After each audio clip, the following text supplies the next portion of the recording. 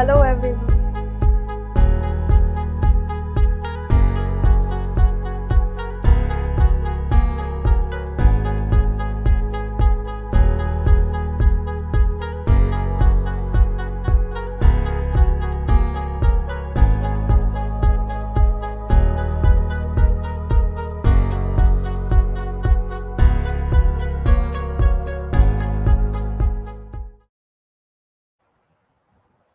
Hello everyone. Hope you all are doing well and hope you all are fit and fine. Myself Mahima Deshani and I am from third year of computer engineering at GC Rajkot and host of the today's session. As we all know, DAC Carnival is a 18 days boot camp where we are trying to cover all the basic DSA topic from beginner level to advanced. And today is the 15th day of DSA Carnival. Today's topic is segment tree, and for that, I would like to introduce and welcome to our today's instructor, Mr. Umang Agrawal sir. Let me give a brief introduction of him. He is an educator at CodeChef, an academy, backend software developer intern at Covahoop, 5-star at CodeChef, and expert at CodeForces. We are glad to have you, sir. One more thing that I would like to add, the result of yesterday's quiz will announce at the end of the session. And the link for today's quiz will also given at the end of the session. So stay there till the end. Now I hand over the session to you, sir. Over to you, sir. Hello everyone. So एक बार यार confirm कर दो आवाज आ रही है कि नहीं।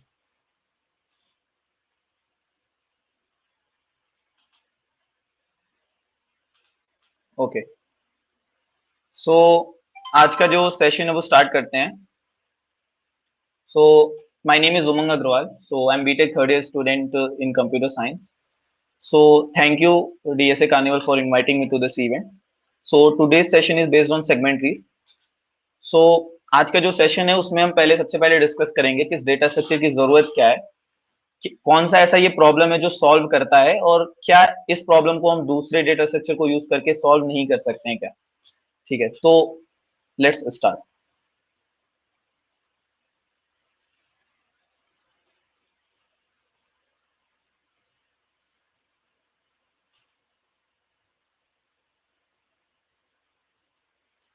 ओके, सो इमेजिन करो कि हमारे पास एक एरे है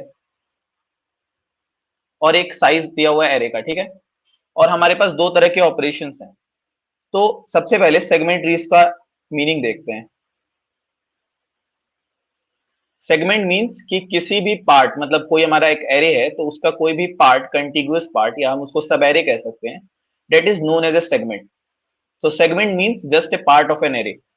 तो हमारे पास अगर दो तरह के ऑपरेशंस हैं, और ये जनरली जो ये डेटा स्ट्रक्चर है ये हमेशा क्वेरीज वाले प्रॉब्लम में यूज होता है। क्वेरीज मींस कि हमें मोस्ट ऑप्टिमल सॉल्यूशन देना होता है। फॉर एग्जांपल, हमारे पास एक एरे है और हमारे पास दो तरीके के ऑपरेशंस हैं, हमें दो तरीके के ऑपरेशंस करने हैं। First one is sum over a range. Just I am taking specific example, sum over a range. तो इमेजिन करो हमारे पास एक रेंज दिया है L टू R, और मुझे क्या करना है, इस L से R तक का सम लेना है। ठीक है, उस एरे में से L से R तक का सम लेना है। और सेकंड जो ऑपरेशन है वो क्या है, अपडेट। तो हमारे पास एक इंडेक्स है, मान लो I, और एक वैल्यू है val, and I need to update that index to val. So इसका एक स्पेसिफिक एरे और एग्जांपल लेके देखते हैं कि हम इसमें सेगमेंटरी कैसे अप्लाई करेंगे, एंड सेगमेंटरी बेसिकली होता क्या है, और इसकी टाइम कॉम्प्लेक्सिटी सब कुछ डिटेल में डिस्कस करेंगे। फाइन। सो जैसे कि एक एरे है,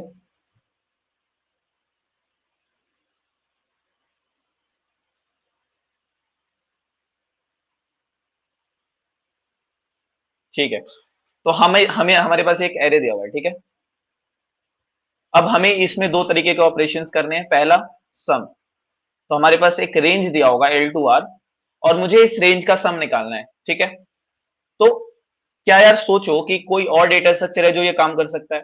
और हमें ये खूब सारे क्वेरीज में करना है। हमें बस ऐसा नहीं है कि एक एल और आर दे दिया, हमें बहुत सारे एल और आर दिए हैं, जैसे L1 R1 मान लो या L2 R2 मान लो, तो हमारे पास बहुत सारे एल और आर दिए हैं और मुझे हर क्वेरी का आंसर बताना है, तो इन्हें क्वेरीज कहते हैं। ठीक है, क्वेरीज मतलब कि हमारे पास एक स्पेसिफिक क्वेश्चन नहीं है, हमारे पास बहुत सारे क्वेश्चन हैं और मुझे मुझे हर इस रेंज का आंसर देना है इस एरे में से। फॉर एग्जाम्पल, अगर हमारा जो इंडेक्सिंग है, जैसे हम इसकी इंडेक्सिंग कर दें 0 1 2 3 4 5 6 7 और हमारे पास एक क्वेरी आई, मान लो एक क्वेरी आई, क्या आई, 0 से लेके 7, तो मुझे क्या करना है, इस 0 से लेके 6 तक का सम। मैं लास्ट वाले को कभी इंक्लूड नहीं करता, तो इसलिए मैंने यहाँ पे सर्कल ब्रैकेट लगाया है और स्टार्टिंग को हमेशा इंक्लूड करता हूँ। तो so L is inclusive but R is not.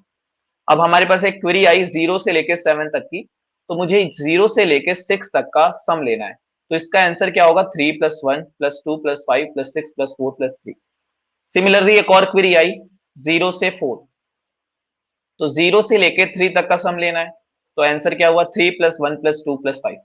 तो हमें इस प्रॉब्लम को, मान लो अपडेट भूल जाओ अभी के लिए, अपडेट नहीं है, दूसरा ऑपरेशन नहीं है, अभी सिर्फ पहला ऑपरेशन है, तो हम इस क्वेश्चन को कैसे सॉल्व करेंगे ताकि हमें हर रेंज में, अब हम कैसे कर सकते हैं इसको, हम हर रेंज में एल से लेके R-1 तक इटरेट कर दे। हम एल से लेके R-1 तक का एक लूप चला लें और उन सारे एलिमेंट्स का सम ले लें, तो हमारा काम हो जाएगा।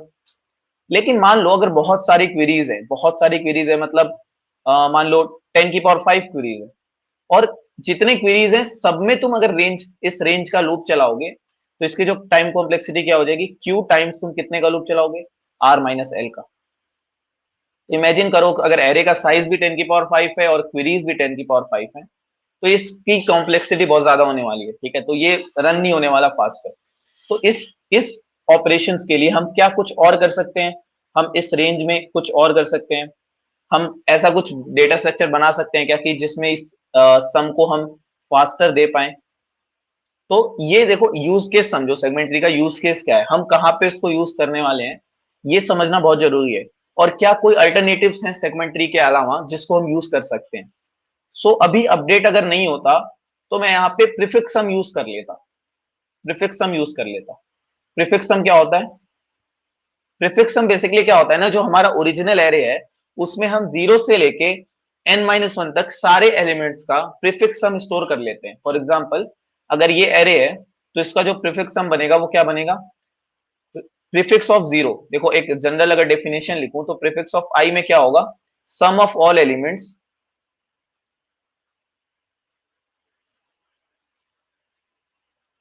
From 0 to i. तो यहाँ पे प्रीफिक्स ऑफ आई में क्या होगा, स्टार्टिंग से लेके उस ith एलिमेंट तक सारे एलिमेंट्स का सम। तो अगर मैं इसका प्रीफिक्स बनाऊं तो क्या बनेगा, प्रीफिक्स ऑफ 0 पे क्या होगा, 3, क्योंकि ये 3 स्टार्टिंग 0 है और एंडिंग भी यही है। सिमिलरली 1, इस प्रीफिक्स ऑफ 1 पे क्या होगा, 3 + 1 दैट इज 4। तो समझ पा रहे होगे, हमें अगर यहाँ पे डालना है तो मैं इसका सम डालूंगा फिर इसका डालूंगा, तो ऐसे ही मुझे 3, 4, 6, 11, 17 ऐसे हमारा सम बन जाएगा। अगर मैं इस डेटा स्ट्रक्चर को क्वेरीज इनपुट लेने से पहले बना लूं और मेरे पास खूब सारे क्वेरीज आ रहे हैं, तो क्या मैं इसको यूज करके अपने क्वेरीज को फास्टर नहीं कर सकता, कर सकता हूं। कैसे, देखो हमें एल से लेके आर तक का सम बनाना है, मान लो ठीक है, हमें एल से लेके आर तक का सम बताना है, तो मुझे प्रीफिक्स ऑफ आर पता है। प्रीफिक्स ऑफ आर में क्या स्टोर्ड है, 0 से लेके आर तक का सम। ऐसे ही हमें प्रीफिक्स ऑफ L-1 पता है। L-1 प्रीफिक्स में क्या है, 0 से लेके L-1 तक का सम। तो अगर मुझे L से R तक का सम चाहिए, मुझे 0 से R तक का सम पता है, मुझे 0 से L-1 तक का सम पता है, तो मैं इस पूरे में से इसको माइनस कर दूं तो क्या मुझे इसका सम मिल जाएगा।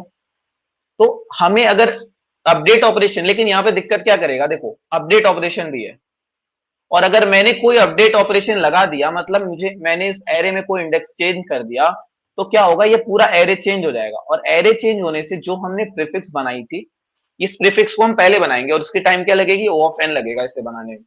तो इस प्रीफिक्स को पहले बनाया था, लेकिन अगर क्वेरीज में किसी भी इंडेक्स की वैल्यू चेंज हो गई तो हमारे जो इस प्रीफिक्स का है ना, इसका कोई मतलब नहीं रह जाएगा, क्योंकि ये यही चेंज हो गया। तो अब मैं जो आगे आंसर्स दूंगा ना क्वेरीज का एरे से आर तक, वो सारे गलत आएंगे। तो जब भी अपडेट ऑपरेशन आया तो ये पूरा प्रीफिक्स अपडेट होने वाला है। जैसे कि अगर मैं इस 5 को 6 कर दूं, तो आप समझ पा रहे होगे यहाँ पे जो है ना, यहाँ पे 11 की जगह 12 आएगा, यहाँ पे 18 आएगा। तो इसके आगे के सारे एलिमेंट्स +1 होंगे। ठीक है, तो ये जो है ना, ये प्रीफिक्स सम का जो डिसएडवांटेज है कि हम अपडेट ऑपरेशन फास्ट नहीं कर सकते। अपडेट ऑपरेशन के लिए still it will take of n time. But हाँ, ये जो रेंज ऑपरेशन है, मतलब एल से आर तक का सम है, ये बहुत ही कांस्टेंट टाइम ऑपरेशन है। It is O of 1। मैंने सिर्फ दो एलिमेंट्स को माइनस किया एंड दैट्स इट। सो या so this is about prefix sum, कि प्रीफिक्स सम को यूज करके मैं इसका आंसर तो दे सकता हूं, but this can not be solve. So यहाँ पे आते हैं, दो तरीके के ट्रीज आते हैं, एक सेगमेंट ट्री होता है, एक फ्रेनविक ट्री होता है। सो हमेशा ये जो दोनों ट्रीज होते हैं, सेगमेंट ट्रीज एंड फ्रेनविक ट्रीज,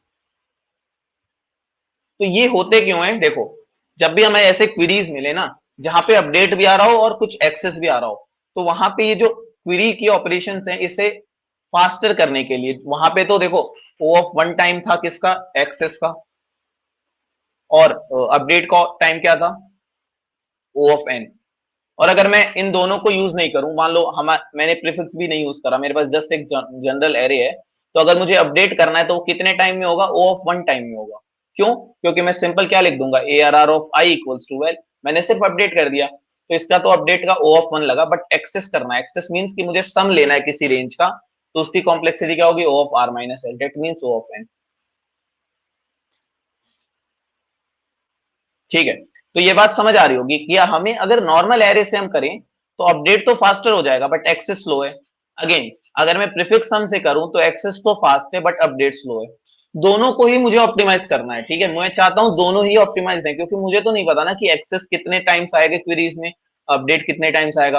तो मैं चाहता हूं कुछ ऐसा एल्गोरिथम डिजाइन करूं जिससे दोनों ही फास्टर हो जाए, एक्सेस भी फास्ट हो जाए और अपडेट भी फास्ट हो जाए। तो यहाँ पे दो तरीके के ट्रीज होते हैं जो हमारा काम करके देते हैं। First one is segment tree and the second one is Fenwick tree. So Fenwick tree is also known as binary indexed tree. Okay, so कहीं कहीं पे ये बाइनरी इंडेक्स ट्री लिखा होता है। सो यहाँ इस सेशन में हम डिस्कस करेंगे कि सेगमेंट ट्री होता क्या है, और एक स्पेसिफिक एग्जांपल लेके हम पूरा इंप्लीमेंट करके pseudo code and then again C plus plus code भी डिस्कस करने वाले हैं। ठीक है, तो अब हम डिस्कस करेंगे कि हमारा जो सेगमेंट ट्री है वो काम कैसे करता है। तो इमेजिन करो, हमारे पास एक एरे दिया हुआ है 3 1 2 5 6 4 3 एंड 2। हमारे पास एक ये एरे दिया हुआ है, और इमेजिन करो कि मुझे इसका सेगमेंट ट्री बनाना है। तो सेगमेंट ट्री बनाने, देखो सेगमेंट ट्री क्या होता है? सेगमेंट ट्री मतलब कि ये कुछ सेगमेंट्स का सम जो है ना, वो पहले से स्टोर करके रखता है। ये सेगमेंट ट्री क्या करता है? कुछ सेगमेंट्स का सम, यहाँ पे मैं सम की बात कर रहा हूं। यहाँ मैंने जो क्वेश्चन था उसमें क्या दिया था? पहला मुझे सम बताना है आर से लेके एल तक, और सेकंड ऑपरेशन था अपडेट, मुझे किसी भी इंडेक्स को अपडेट कर देना है। तो ये दो तरीके के ऑपरेशन है, और इसी क्वेश्चन पे मैं भी डिस्कशन कर रहा हूँ। फिर मैं बाद में ये भी बताऊंगा कि इसको मैं कैसे मॉडिफाई कर सकता हूँ और प्रॉब्लम सॉल्व करने के लिए। सो यहाँ पे अगर मैं इसका सेगमेंट ट्री बनाऊं, सेगमेंट ट्री सबसे पहले होता क्या है? ये एक नॉर्मल बाइनरी ट्री के जैसे फॉर्म होता है, और ये होता नहीं है एक्चुअली में बाइनरी ट्री। हम बस इसे इमेजिन करते हैं कि ये एक बाइनरी ट्री है, सिर्फ इमेजिन करने के लिए कि ये काम कैसे करेगा, हम सिर्फ इमेजिन कर रहे हैं। But this is not actually stored as a tree in our C plus plus और इन एनी इम्प्लीमेंटेशन। तो ये एक्चुअली में ट्री नहीं होता। Segment tree is not a tree, segment tree is just in visualization of a tree. तो यहाँ पे हम सिर्फ विजुअलाइज करने के लिए हम इस ट्री को बनाकर देखेंगे कि ये ट्री बनेगा कैसे। बट अगेन, सेगमेंट ट्री एक नॉर्मल एरे में स्टोर होता है, this is not stored as a real tree. तो यहाँ पे सेगमेंट ट्री होता है जो एक नॉर्मल एरे ही होता है, बट उस एरे को हम विजुअलाइज करते समय उसे ट्री के जैसे देखेंगे। तो हम सेगमेंट ट्री में करते क्या है? सेगमेंट ट्री में जो लीफ नोड्स होते हैं, अब मैं बाइनरी ट्री की बात कर रहा हूं, तो जो लीफ नोड्स होते हैं वो एक्चुअल एलिमेंट्स होते हैं एरे के। तो ये एक्चुअल एलिमेंट्स क्या है एरे के? 3 1 2 5 6 4 3 2। तो हमारा जो सेगमेंट ट्री का लीफ होगा, सारे लीफ नोड्स होंगे, वो सारे ये एलिमेंट्स देमसेल्व्स होंगे। फॉर एग्जांपल, अगर मैं लीफ नोड बनाऊं, अब मैं ट्री बनाने वाला हूं इस सेगमेंट ट्री का, तो ये जो लास्ट लेवल्स पे होंगे 3 1 2 5 6 4 3 एंड 2, तो ये जो लीफ नोड्स हैं ये इस एरे के एलिमेंट्स हैं एज इट इज, इसमें मैंने कुछ चेंजेस नहीं करे। ये लीफ नोड्स, अगेन ये लीफ नोड्स क्या है? अब मैं इसे बोल सकता हूं कि लीफ नोड्स में एक एक सेगमेंट की लेंथ के सारे एलिमेंट्स हैं। मैं कोई भी एक लेंथ का अगर सेगमेंट का सम मांगूंगा, जैसे मैंने बोला 3 से लेके 4, तो अगेन हम मैं इस लास्ट को इंक्लूड नहीं करता हूं। 3 से 4 मींस कि 3 से 3, ठीक है, तो ये इंक्लूडेड नहीं होता, ये इंक्लूसिव होता है, ये इंक्लूसिव नहीं होता। तो यहाँ पे मैंने 3 से 3 तक का सम मांगा, तो ये एज इट इज किसी नोड में स्टोर्ड होगा। मैं लास्ट लीव की बात कर रहा हूं। अब मैं जैसे जैसे ऊपर लेवल पे जाऊंगा वैसे वैसे मैं उनके दोनों चाइल्ड्स का सम स्टोर करते चला जाऊंगा, ठीक है। तो मैं लास्ट लेवल को अगर डिनोट करूं, this is our last level, तो मैं जब इन दोनों को ऊपर एक लेवल ऊपर ले जाऊंगा तो इन दोनों का सम क्या होगा, 4। तो मैं यहाँ पे 4 डाल दूंगा। सिमिलरली मैं जब इन दोनों लेवल्स का को ऊपर बढ़ाऊंगा तो मैं इन दोनों का सम यहाँ पे स्टोर कर दूंगा, डेट इज 7। सिमिलरली मैं जब इन दोनों लेवल्स को ऊपर ले जाऊंगा, फिर इन दोनों लेवल्स को ऊपर ले जाऊंगा, फिर इसको और इसको ऊपर ले जाऊंगा, फिर इसको और इसको ऊपर ले जाऊंगा, फिर अगेन इसको और इसको ऊपर ले जाऊंगा। तो यहाँ पे ये जो सारे सम्स हैं वो क्या क्या होंगे, यहाँ पे 10 होगा, यहाँ पे देखो 3 + 2 5 होगा, अगेन यहाँ पे 7 + 4 11 होगा, यहाँ पे 10 + 5 15 होगा, और यहाँ पे क्या होगा 26।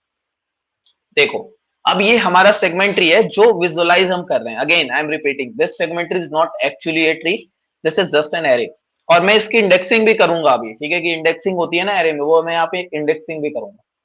तो यहाँ पे अब अगर हम क्लोजली ऑब्जर्व करें कुछ चीजों को, तो क्लोजली ऑब्जर्व कैसे होंगे, पहला पहला ऑब्जर्वेशन क्या है, पहला ऑब्जर्वेशन ये है कि जो लीफ नोड्स होंगे उसमें हमेशा जो एरे के एलिमेंट्स हैं वो एज इट इज आ जाएंगे। अगेन लीफ नोड्स छोड़ के जो नोड्स होते हैं उन्हें हम इंटरनल नोड्स कहते हैं। क्या कहते हैं, इंटरनल नोड्स।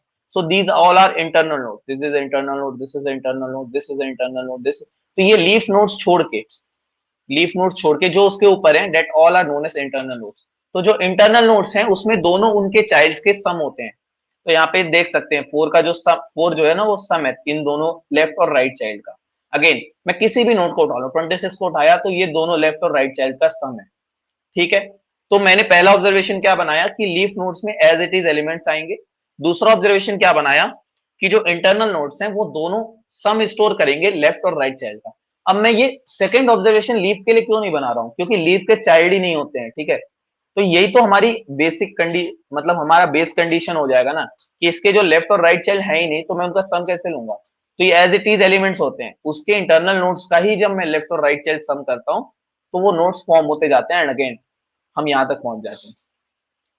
अब हम देखते हैं कि कौन कौन से नोड्स हैं ऐसे जिनका, कौन कौन से ऐसे सेगमेंट्स हैं जिनका सम मेरे पास पहले से है। हमारे पास एक ये सेगमेंट्री बना हुआ है, और अगर आप देखें ध्यान से तो कि जो रूट नोड है, this is a root node. तो जो रूट नोड है उसमें पूरे एरे के एलिमेंट्स का सम होता है हमेशा, दैट इज 3 + 1 + 2 + 5 + 6 + 4 + 3 + 2। तो ये leaf node, sorry this is a root node. So root node में पूरे एरे के एलिमेंट्स का सम होता है। तो इसका जो सेगमेंट है, इसका जो सेगमेंट है कि ये कौन सी सेगमेंट का सम स्टोर कर रहा है, तो मैं कैसे लिखूंगा, 0 से लेके n। अगेन मैं n क्यों लिख रहा हूं, n-1 क्यों नहीं लिख रहा, क्योंकि मैं लास्ट को कभी इंक्लूड नहीं करता। तो ये बात ध्यान रखनी है, कंफ्यूज नहीं होना है। So this is segment of this corresponding node. तो मैं इस जो ये 26 11 15 है इनको मैं नोड्स के जैसे रेफर कर रहा हूं, और इस नोड्स का हर नोड का एक स्पेसिफिक सेगमेंट होगा कि वो कौन से सेगमेंट का सम स्टोर कर रहा है। तो ये जो जो रूट नोड है वो 0 से लेके n तक का सम स्टोर कर रहा है। बात आई समझ में। ऐसे ही अगर मैं इधर आऊं, 11 कौन से सम का, कौन से सेगमेंट का सम स्टोर कर रहा है, 3 + 1 4 + 2 6 + 5 11। तो यहां तक का सम स्टोर कर रहा है। तो अगर मैं इसको लिखूंगा ना, तो अगर आप एक बार और क्लोजली ऑब्जर्व करो तो जो भी मेरा करंट सेगमेंट होता है ना वही दो पार्ट में डिवाइड हो जाता है। फॉर एग्जाम्पल मेरा जो सेगमेंट था ये क्या था, 0 से n। तो मैं क्या करूंगा, मैं इनका मिड निकालूंगा। मिड क्या होता है, L + R/2। तो जब मिड निकल जाएगा ना तो मैं इस सेगमेंट को दो पार्ट में डिवाइड कर दूंगा। तो जैसे ये पूरा एरे था मैंने इसको दो पार्ट में डिवाइड कर दिया, और फिर इसका सम राइट में स्टोर कर दिया, इसका सम लेफ्ट में स्टोर कर दिया। अगेन जब मैं इस पे आऊंगा ना तो मैंने इसका सम तो स्टोर किया हुआ है, अब मैं इसको भी दो पार्ट में डिवाइड कर दूंगा, इसका मैं लेफ्ट में स्टोर कर दूंगा, इसका राइट में कर दूंगा।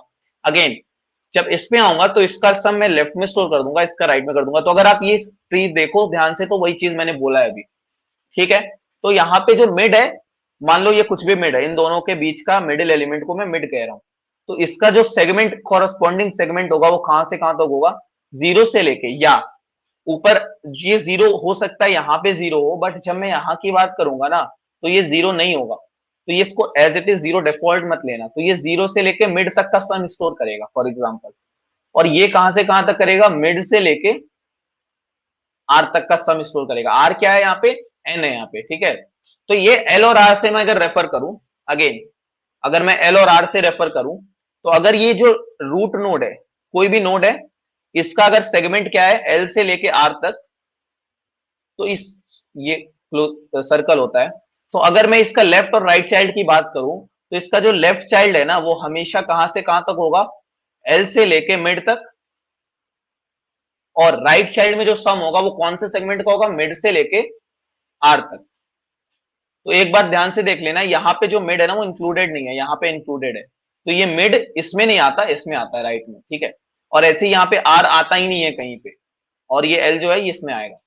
तो अब क्या मैं बोलने वाला था, ठीक है, एक सेकेंड, वापस उसी ट्री पे आते हैं।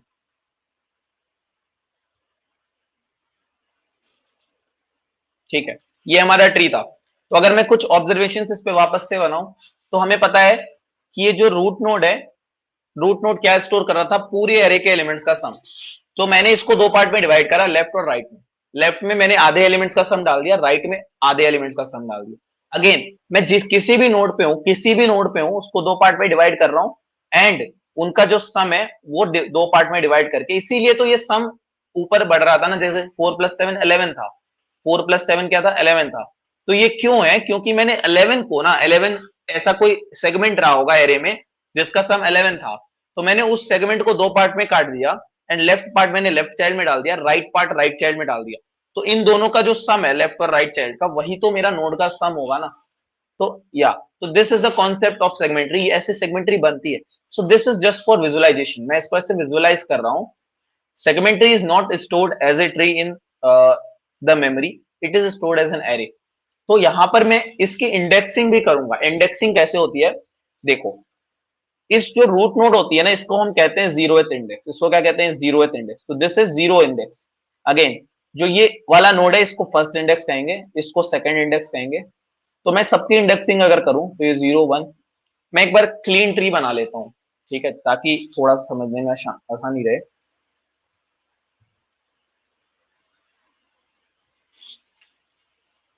वही वाला ट्री बना लेता हूं वापस से, 26।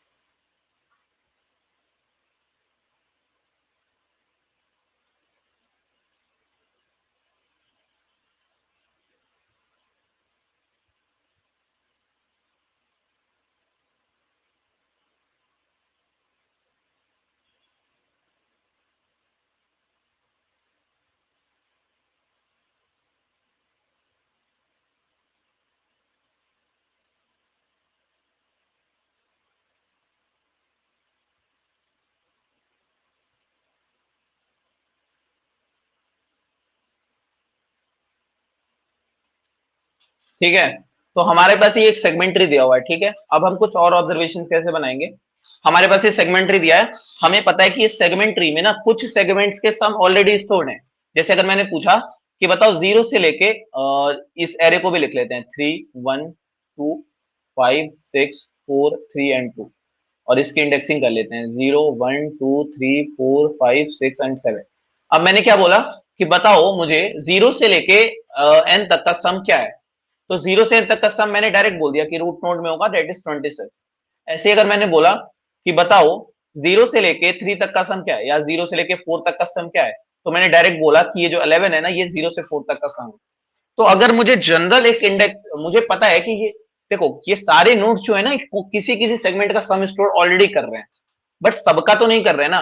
फॉर एग्जाम्पल अगर मैं बोलूं 3 से 4 तक का सम बताओ, तो मुझे पता है ये यहीं पे डिवाइड हो गया था, तो इन दोनों का सम एक साथ तो कहीं स्टोर हो ही नहीं सकता। तो इस 3+4 का सम मुझे निकालना पड़ेगा बाय यूजिंग सम टेक्निक। तो कोई नॉर्मल अगर एल और आर दे दिया मुझे, जो इस इन नोड्स पे नहीं है, उसको मैं कैसे निकालूंगा, ये मैं भी डिस्कस करूंगा। बट उसके पहले मैं इस ट्री की इंडेक्सिंग करूंगा। इंडेक्सिंग कैसे होती है ट्री की, हमेशा ना जो रूट नोड होता है, जो रूट नोड होता है जिसमें सारे एलिमेंट्स का सम होता है, वो जीरो इंडेक्स पे कहलाता है। अगेन मैं जब जैसे से नीचे पढ़ूंगा, this is 1, this is 2, this is 3, this is 4, this is 5, this is 6, this 7 8 9 10 11 12 13 and 14। तो ये ऐसे इंडेक्सिंग होगी। अगर अब देखो, ये जो साइज है सेगमेंट्री, अब देखो मैं इसको एक नॉर्मल एरे में स्टोर करूंगा तो जो हमारा सेगमेंट्री है वो ऐसे स्टोर होगा, और एक्चुअली में ऐसे स्टोर होगा 26, 11, 15। मैं देखो ये बहुत प्रैक्टिकल चीज बता रहा हूँ, ये चीज अगर समझ आ गई ना तो सेगमेंट्री बहुत अच्छे से क्लियर हो जाएगा। तो ये जो सेगमेंट्री है ना इसको एक एरे में डाल रहे हैं हम, और हम अभी डिस्कस करेंगे कि सेगमेंट्री में एरे में एलिमेंट्स आएंगे कैसे, ये फॉर्म कैसे होगा, उसकी चिंता मत करो। पहले सोचो कि इस सेगमेंट्री को एक एरे में डालेंगे तो ये ऐसे बनने वाला है 15, देन 4, 7, 10, 5, 3, ये आगे कंटिन्यू हो जाएगा 1, 2, 5, 6, 4, 3 एंड 2।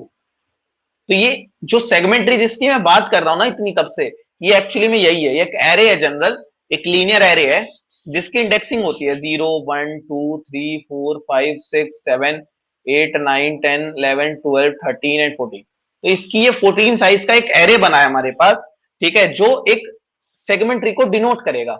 अब अगर n साइज का एरे है ना तो हमेशा 4n साइज का सेगमेंट्री एट मैक्स बन सकता है, इससे ज्यादा कभी नहीं बनेगा। जैसे हम देख सकते हैं यहाँ पे n का साइज क्या है, 8 है, तो यहाँ पे जो बन रहा है वो कितना बन रहा है, 14 का। तो यहाँ तो 8 इंटू 2 मतलब 2n से भी कम है, but it is not necessary. देखो कुछ केसेस में होता है कि 2n से भी बड़ा सेगमेंट्री बन जाता है, तो आप हमेशा 4n लेके चलना सेगमेंट्री का साइज। अब एक चीज और डिस्कस करेंगे कि मान लो, इसी पे मैं डिस्कस करूंगा, अगर ये मान लो हमारा नोड था, ये मान लो कोई एक्स नोड है, तो इसका जो लेफ्ट और राइट चाइल्ड है, अगर मैं इसका जो सेगमेंट है वो हमेशा क्या होता है, 0 से लेके एन तक। तो जो मैं स्टार्ट कर रहा हूं ना ट्रेवर्सल, मान लो वो नोड से कर रहा हूँ, रूट नोड से, तो इसका जो नोड होगा उसको मैं एक्स से डिनोट कर रहा हूँ, उसका सेगमेंट होगा कुछ, वो सेगमेंट क्या है, 0 से लेके एन तक। अब क्या मैं इस नोड को यूज करके क्या मैं लेफ्ट और राइट चाइल्ड का नोड नंबर और उस सेगमेंट का जो लेंथ है या जो उस सेगमेंट का पार्ट है, क्या मैं वो निकाल सकता हूं? मैं क्या कहना चाह रहा हूं कि मेरे पास ये नोड है एक्स, इसका कुछ सेगमेंट है मुझे पता है, वो मान लो ये एक्स नोड है, एंड इसका जो सेगमेंट है वो एल एक्स से लेके आर एक्स तक है। तो क्या मैं इस नोड को यूज करके उसके लेफ्ट चाइल्ड और राइट चाइल्ड का नोड नंबर मींस कि उसके उसका इंडेक्स, फॉर एग्जांपल इसका इंडेक्स 0 था, तो क्या मैं इस 0 को यूज करके इसके लेफ्ट चाइल्ड और राइट चाइल्ड का इंडेक्स निकाल सकता हूं? जी हाँ निकाल सकता हूं। कैसे निकाल सकता हूं? देखो, अगर कोई भी नोड एक्स है मान लो, और उसका जो सेगमेंट है वो क्या है, एल एक्स से लेके आर एक्स, तो जो इसका लेफ्ट चाइल्ड होगा और राइट चाइल्ड होगा वो हमेशा 2x+1 और 2x+2 पे होगा। तो अगर मैं किसी भी नोड पे हूं और उसके लेफ्ट चाइल्ड पे जाना है तो उसका जो लेफ्ट चाइल्ड का नोड नंबर होगा वो हमेशा 2x+1 होगा, और हमेशा जो राइट चाइल्ड का नोड होगा वो क्या होगा, 2x+2। अगेन, क्या मैं इसका सेगमेंट निकाल सकता हूँ? जी हाँ निकाल। कैसे निकाल सकता हूँ? देखो, मुझे पता था कि कोई भी नोड पे हूं तो मैं उसको लेफ्ट, उस सेगमेंट को, जो भी वो सेगमेंट रहा होगा, उसको दो पार्ट में डिवाइड किया था मैंने। तो यहाँ पे मैं दो पार्ट को डिवाइड करने के लिए पहले इसके मिडिल पे जाऊंगा, तो मैंने मिड निकाल लिया, क्या होगा, L X plus R X divided by 2। मैंने इसका मिडिल निकाल लिया। अब मैंने इसको दो पार्ट में डिवाइड किया, कैसे किया, एल एक्स से लेके जो मिड तक है उसको मैंने लेफ्ट में डाल दिया, अगेन राइट में क्या डाला, मिड से लेके आर एक्स तक। तो अगर ये बात समझ आ रही होगी कि मैं किसी नोड पर हूं तो मैं उसके लेफ्ट और राइट में कैसे जा सकता हूं, ठीक है। तो अगर वापस से आए,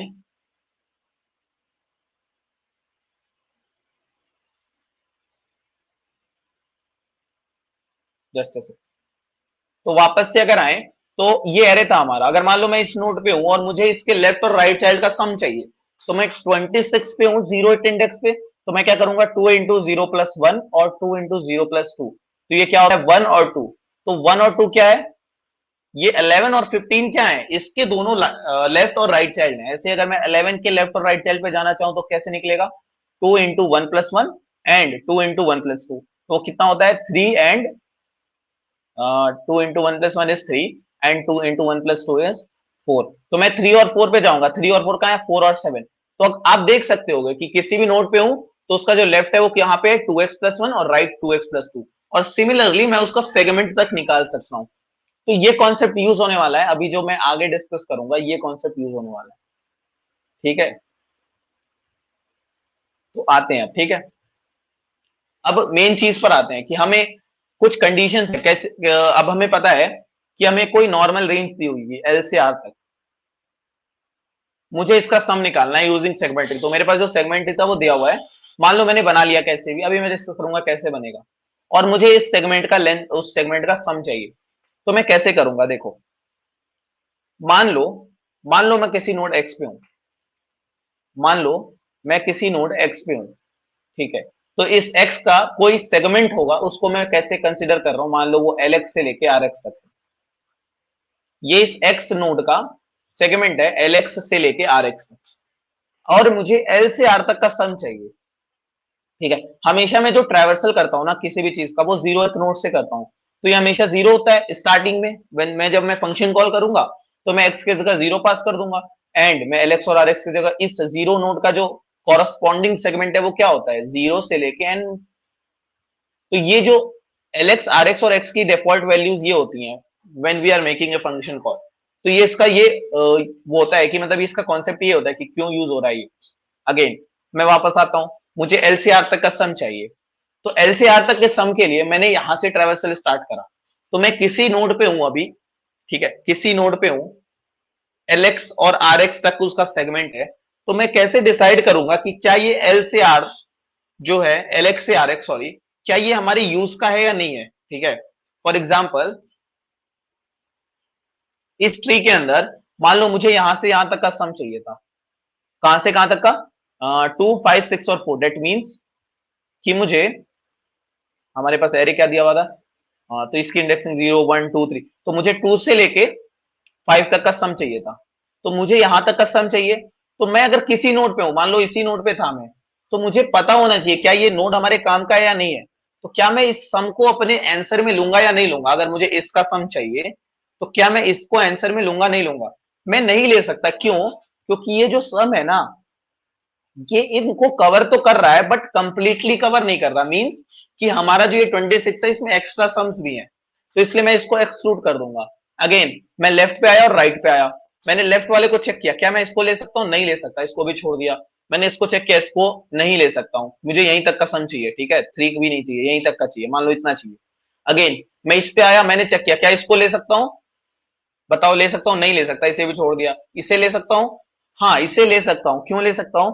क्योंकि ये जो 2 और 5 का सम है ये 7 में स्टोर्ड है। तो अगर मुझे हायर लेवल पे पता चल जाए कि मैं अब इस करंट नोड का सम ले सकता हूं आंसर में, तो मुझे उसके नीचे जाने की जरूरत नहीं है। मुझे पता चल गया कि ये जो सम है ना 7, ये आधा सम तो मुझे मिल गया ऑलरेडी, तो मुझे अब इसके नीचे, इस लेवल के नीचे आने की जरूरत नहीं है। मैं रिकर्जन को यहीं पे स्टॉप कर दूंगा और मैं वापस रिटर्न हो जाऊंगा। ऐसे ही मैं 10 पे आया, मैंने 10 पे देखा कि हाँ ये सम जो है ना ये कवर हो रही है, मैंने इसको भी लिया और मैंने रिकर्जन को स्टॉप कर दिया, ठीक है। फिर यहाँ पे तो फेल हो ही गया था, यहाँ पे भी फेल हो जाएगा। तो कौन कौन से कंडीशंस हैं जो आएंगे किसी भी सेगमेंट को डिसाइड करने के लिए कि वो इंक्लूड हो रहा है या नहीं हो रहा है। सो तीन कंडीशंस होते हैं बेसिकली, तो तीनों कंडीशंस को एक एक करके डिस्कस करते हैं। फर्स्ट वन इज कि मान लो मैं किसी एक्स नोड पे हूं जिसका सेगमेंट क्या है, एल एक्स से लेके आर एक्स तक। तो मान लो ये सेगमेंट है एल एक्स और आर एक्स, और मुझे एल से आर तक का सम चाहिए। तो हो सकता है ये एल और आर इससे ओवरलैप करे, या तो इसके अंदर हो या तो कंप्लीटली इसके बाहर हो। तो तीन कंडीशंस होते हैं बेसिकली। अगर एल और आर इसके कंप्लीटली बाहर है, मान लो एल और आर यहां है, तो इस रेंज को या इस नोड के जो सम को मुझे इंक्लूड करने की जरूरत नहीं है। मैं क्या कर सकता हूं, कंप्लीटली ये आउटसाइड है मेरे रिक्वायर्ड रेंज के, तो मैं इसे एक्सक्लूड करके अपने रिकर्जन को यहाँ पे, मतलब मुझे कुछ करना नहीं है यहाँ पे, आउटसाइड है, मुझे ये जो समय किसी काम का नहीं है। तो अगेन सेकंड कंडीशन क्या हो सकती है कि ये जो एलएक्स से लेके आरएक्स था ये यहां से आता, और जो हमारा एल से आता, जो हमारा रिक्वायर्ड था, ये पूरे को ओवरलैप कर रहा है। इट मींस कि ये जो एलएक्स और आरएक्स का जो करंट नोड एक्स है, इसका सम हमारे काम का है, तो मैं इस सम को ऐड कर लूंगा और अपने रिकर्जन से रिटर्न कर लूंगा। तो ये इन पे और इन पे बाद में वो रिकर्जन रिटर्न जब हो जाएगा इसका आंसर लेकर, तो हमारा ये और ये बट वापस से कॉल होगा, ठीक है। अभी सोचने की ज्यादा की जरूरत नहीं है, अभी मैं सिर्फ कंडीशंस बता रहा हूँ। तो अभी मैं डिस्कस करूंगा कि मतलब ये हो कैसे रही है चीजें, इंप्लीमेंटेशन भी देखेंगे। थर्ड, कि मान लो एलएक्स से आरएक्स यहां से यहां तक है, और जो हमारा रेंज है जिसका हमको सम चाहिए वो ऐसा कुछ है, या तो ऐसा कुछ हो सकता है या तो ऐसा कुछ हो सकता है।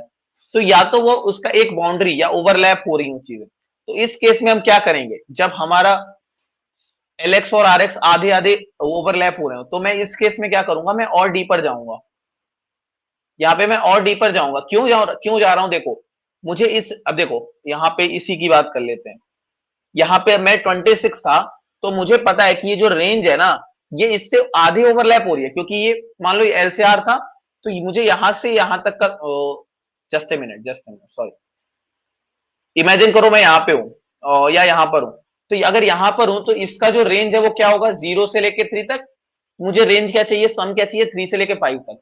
तो मैं देख पा रहा हूं कि ये ना तो इसके कंप्लीटली इनसाइड है, ना कंप्लीटली आउटसाइड है, इसके बीच में कहीं आ रहा है। तो ये जो 2 है, ये इसके बीच में कहीं से स्टार्ट हो जा रहा है। तो मुझे इस सम को लेने की जरूरत नहीं है, मुझे और डीपर जाना पड़ेगा। मुझे इस नोड और इस नोड को चेक करना पड़ेगा। तो मैं इस नोड पे जब आया, तब मैंने देखा कि ये जो दोनों नोड्स हैं, ये कंप्लीटली इनसाइड है, तो मैंने इन दोनों का सम ऐड कर लिया। ठीक है, तो ये कंडीशन समझ में आनी चाहिए कि मैं ये 3 कंडीशन जनरेट कैसे कर रहा हूं। तो यहाँ पे पहला कंडीशन था कि कंप्लीटली आउटसाइड हो, तो मैं इसको लूंगा ही नहीं। अगेन, अगर इनसाइड हो, कंप्लीटली इनसाइड हो, तो मैं इस सम को लेकर रिटर्न कर जाऊंगा। अगेन, अगर ओवरलैप हो रही होगी एक साइड से, तो इस केस में दिक्कत है, और यहीं से मेन कॉम्प्लेक्सिटी जनरेट होती है। ठीक है, जब इस केस में मुझे बस डीपर जाना पड़ता है। इस केस में मुझे क्या करना है, कुछ नहीं करना, रिटर्न कर जाना है, कुछ नहीं लेना है यहां से। इस केस में मुझे ये जो भी सम है या सेगमेंट ट्री ऑफ एक्स में स्टोर्ड होगा, ये लेके रिटर्न कर जाना है। इस केस में मुझे और डीपर जाना है, तो इस केस में ही मैं मिडिल निकालता हूं। अगेन, मैं ये मिडिल निकालता हूं, मिडिल से मैं चेक करता हूं क्या ये इधर जाना है या इधर जाना है, दोनों साइड जाना है, तो मैं दोनों साइड चला जाता हूं। अगेन, तो या so this are the 3 conditions which we have to maintain. अब देखो, इस और इस केस में तो मुझे कोई दिक्कत नहीं। अगर मैं इस केस की बात करूं, तो एक बात अगर आप ऑब्जर्व करो ना, इसमें ऑब्जर्व करो इस ट्री में, तो कोई भी लेवल, अगर किसी लेवल की बात करो, तो किसी लेवल पे अगर 2 अलग अलग नोड्स उठाओगे ना, तो उसमें कोई भी रेंज इंटरसेक्ट नहीं हो रही होगी।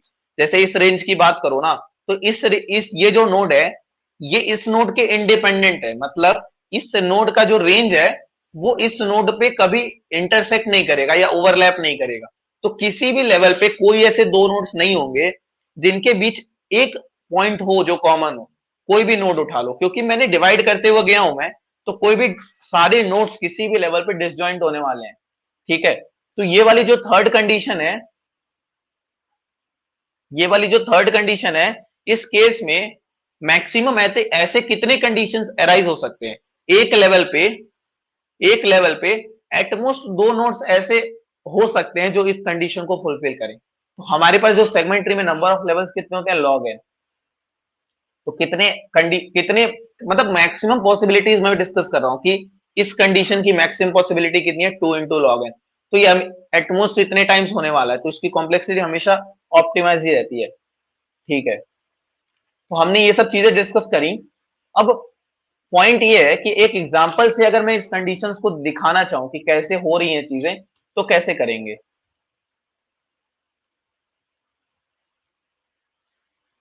ठीक है, तो हमारे पास एक एरे है, मैं एक एरे को एग्जांपल में ले रहा हूं। एक एरे है 3 1 2 5 6 8 3 एंड 2। हमारे पास एक ये एरे है। अब मैंने क्या किया, मैंने इसका सेगमेंट ट्री बनाया, मुझे नहीं पता कैसे बनता है। ठीक है, मैंने बताया हुआ है मुझे, बस मैंने उसको दिमाग में सोच लिया। तो यहाँ पे 3 आएगा, यहाँ पे 1 आएगा, यहाँ पे 2 आएगा, यहाँ पे 5, यहाँ पे 6, यहाँ पे 8, यहाँ पे 3 और यहाँ पे 2। तो ये सारे लीफ नोड्स हो गए। अब मुझे इन सबका सम लेते हुए ऊपर जाना है, तो ये 4 हो गया, या 7 हो गया, ये 14 हो गया, अगेन ये 5 हो गया।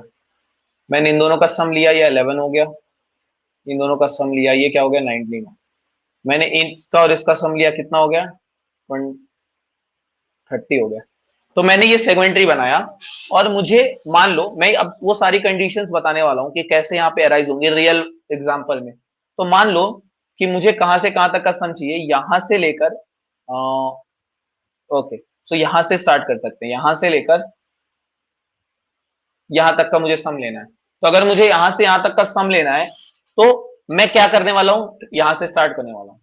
तो मैंने यहां से स्टार्ट करा, और मैंने क्या चेक किया, मुझे और डीपर जाना पड़ेगा। मैं यहां और यहां आया, मुझे चेक करा क्या ये कंप्लीटली आ रहा है, क्या नहीं आ रहा है, तो मुझे और अंदर आना पड़ेगा। ठीक है, तो अगर मैं देखूं एक बार कि यहां से यहां तक के सम में कौन कौन से नोड्स हैं जो ऐड होने वाले हैं, तो ये होने वाले हैं। देखो, जितने ऊपर लेवल पे हमारा नोड मैच कर जाएगा ना, उतना ही हमारे लिए फायदा है, हमें डीपर में नहीं जाना पड़ेगा। तो जैसे मैं ऊपर से नीचे आ रहा हूं तो मुझे 7 पे ये वाला पार्ट का सम मिल गया और ये कंप्लीटली इनसाइड आ रहा है तो मैंने इसका सम ले लिया। लेकिन जब मैं यहां पर हूं, अब ध्यान से सुनना मेरी बात, यहां पर हूं तो इसका सम कहां से कहां तक का है, 0 से लेके 5 तक है, सॉरी 0 से लेके 4 तक है, तो इस 4 को इंक्लूड नहीं करते, तो 0 1 2 3, तो यहां से यहां तक का सम है। तो मैंने देखा ये थर्ड कंडीशन है, थर्ड कंडीशन मतलब ये 0 से 4 तक का सम था। अगेन मुझे सम कहां से कहां चाहिए, 1 से लेके कहीं तक भी चाहिए आगे। तो ये देखो बीच में स्टार्ट हो रहा है और खत्म नहीं हो रहा बीच में, अंदर ही, तो बाहर चला जा रहा है, तो ये थर्ड कंडीशन है। तो इस केस में मुझे और डीपर जाना पड़ता है, तो मैं डीपर पे आया, यहां पर आया, फिर इधर यहां पर आया, तो यहां पर आके तो सही है, ये नोड पूरा ऐड हो गया क्योंकि ये अंदर है पूरे, तो ये ऐड हो गया। बट जब यहां पर हूं तो अगेन ये थर्ड कंडीशन अराइज हो गई। क्यों अराइज हो गई, क्योंकि अगेन मुझे सम तो 1 से स्टार्ट करनी है, बट ये 0 से लेके 1 तक का सम है, तो बीच में स्टार्ट हो रहा है कहीं, तो वापस मुझे और डीपर जाना पड़ा। जब मैं इधर गया तो मैंने देखा ये कंप्लीटली आउटसाइड है, तो ये फर्स्ट कंडीशन अराइज हो गई। कंप्लीटली आउटसाइड है तो मैंने इसको तो लिया ही नहीं और रिटर्न कर गया। राइट में जब गया तो मैंने देखा ये कंप्लीटली इनसाइड है, जब कंप्लीटली इनसाइड है तो मैंने इस नोड को कंसीडर करा। ठीक है, तो एक तो ये वाली नोड ऐड हो गई हमारे आंसर में, एक तो ये वाली नोड ऐड हो गई, एक तो ये वाली नोड ऐड हो गई। ऐसे ही जब मैं राइट में जा रहा हूं तो मैंने यहां चेक करा, फिर देखा कि ये तो यार कंप्लीटली इनसाइड भी नहीं है, कंप्लीटली आउटसाइड भी नहीं है, तो मतलब क्या है, थर्ड कंडीशन है। थर्ड कंडीशन मतलब देखो, इसके खत्म होने से या ये इसकी जो रेंज है वो यहां से यहां तक होगी, ये जो 99 चारों का सम है, बट मुझे यहीं तक चाहिए, तो ये कंप्लीटली इधर लेफ्ट हैंड साइड में और ओवरलैप कर रहा है, तो मुझे और डीपर जाना है।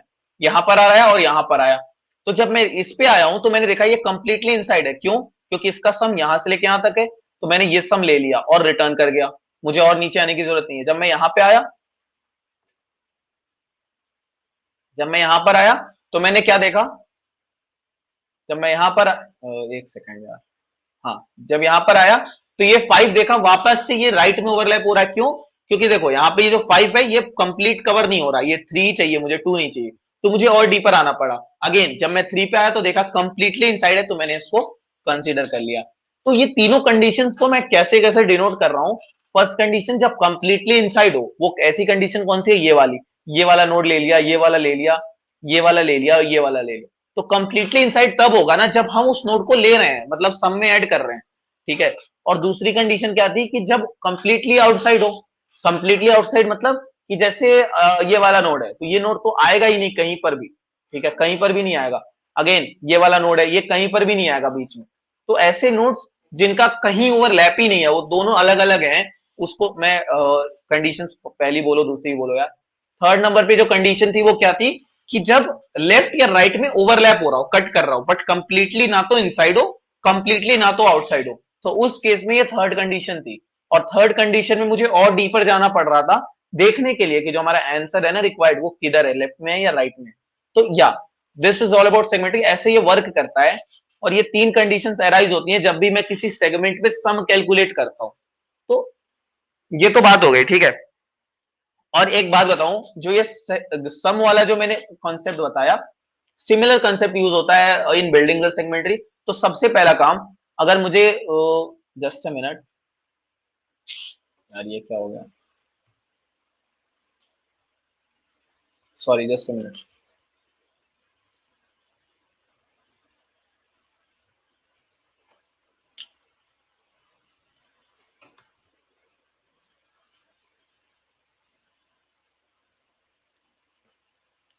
हाँ, तो देखो, सबसे पहले अगर मुझे नॉर्मल क्वेश्चन पे आते हैं। अब देखो, हमने डिस्कस करा सेगमेंट्री कैसे बनेगा और सेगमेंट्री में हम सम कैसे कैलकुलेट करेंगे, और हमने तीन कंडीशंस देखी।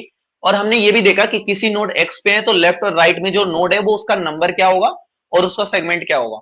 अब हम डिस्कस करेंगे वापस। अब हम प्रॉब्लम पे आते हैं। हमारा जो स्टार्टिंग में प्रॉब्लम क्या था, हमारा प्रॉब्लम था कि हमारे पास एरे दिया हुआ था और उस एरे से हमें क्वेरीज दी हुई थी, और क्वेरीज में दो टाइप के क्वेरीज थे।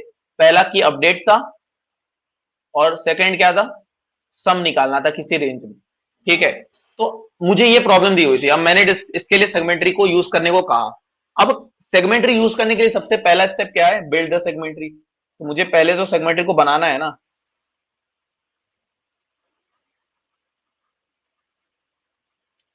बिल्ड करने के बाद मैं क्या कर रहा हूं, जैसे ही मुझे अपडेट ऑपरेशन मिला तो मैं दो फंक्शन बनाऊंगा, एक तो अपडेट करने के लिए, तो अपडेट फंक्शन को कॉल कर दूंगा, और जब मुझे सम चाहिए तो मैं एक और फंक्शन बनाऊंगा जो सम का होगा और जो सम फंक्शन स्टोर कर देगा। तो अब मैं कोड को डिस्कस करूंगा कि कैसे इसको इंप्लीमेंट करेंगे, और जो भी मैंने कंडीशंस बताए वो कैसे डायरेक्टली वहां पे यूज होंगे, वो चीज हम डिस्कस करने वाले हैं यहाँ पर। ठीक है, तो होप अभी यहाँ तक आपको चीजें समझ आ रही होंगी, और अगर नहीं आ रही हैं तो आ जाएंगी अब धीरे धीरे जब हम कोड पे जाएंगे।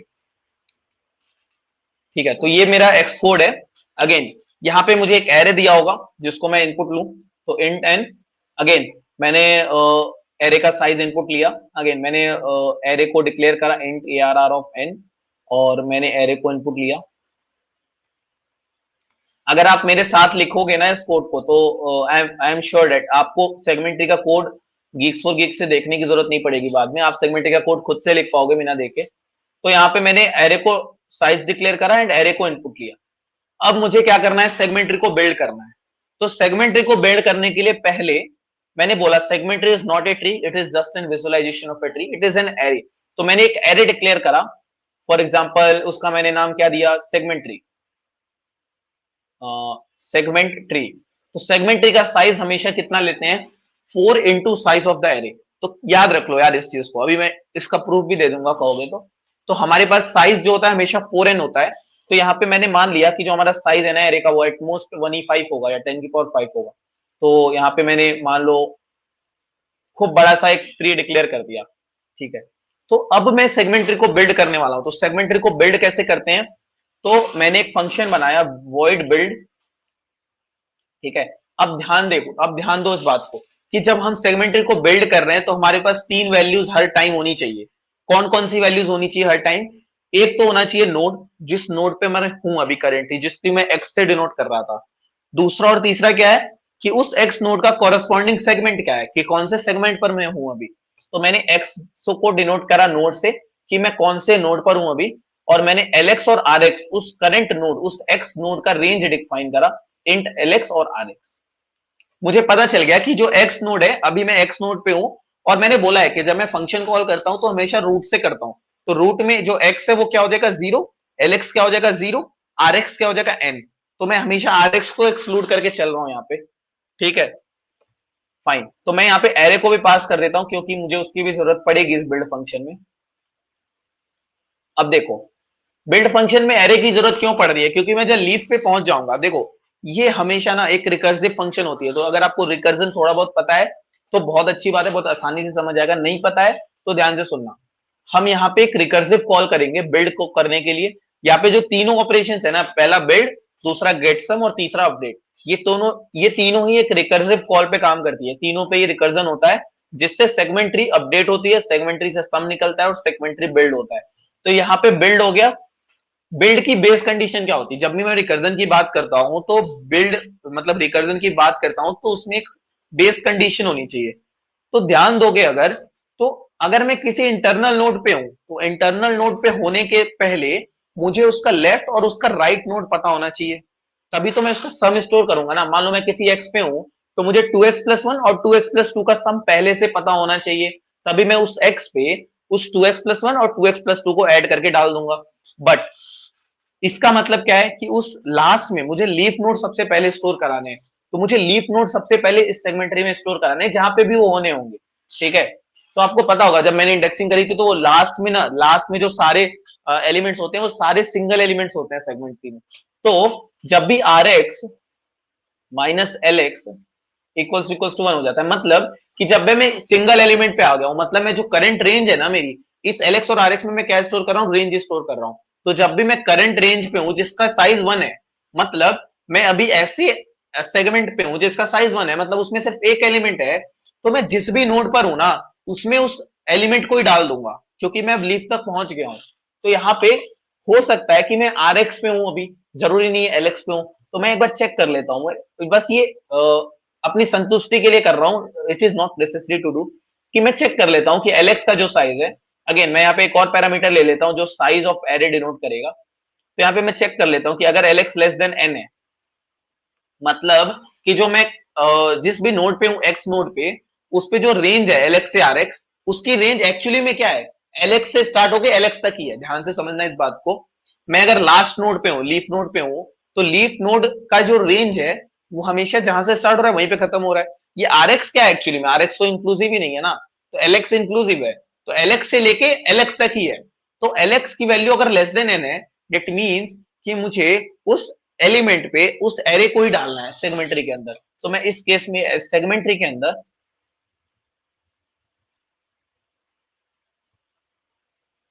सेगमेंट ट्री ऑफ एलएक्स के अंदर, अब मैं एलएक्स क्यों यूज कर रहा हूं, यहां मैं एलएक्स क्यों यूज कर रहा हूं, यहाँ पे क्या यूज होने वाला है, देखो एलएक्स क्या है, रेंज है, एलएक्स इज रेंज। तो रेंज तो एरे में जो होगी वही ओरिजिनल में भी होगी, सेगमेंट ट्री के अंदर जो रेंज है वही ओरिजिनल एरे में भी होगी। तो अगर मैं मान लो लीफ नोड पे हूं जहां पे जो रेंज है वो 0 से 1 है, तो 0 से 1 मतलब 0 से 0।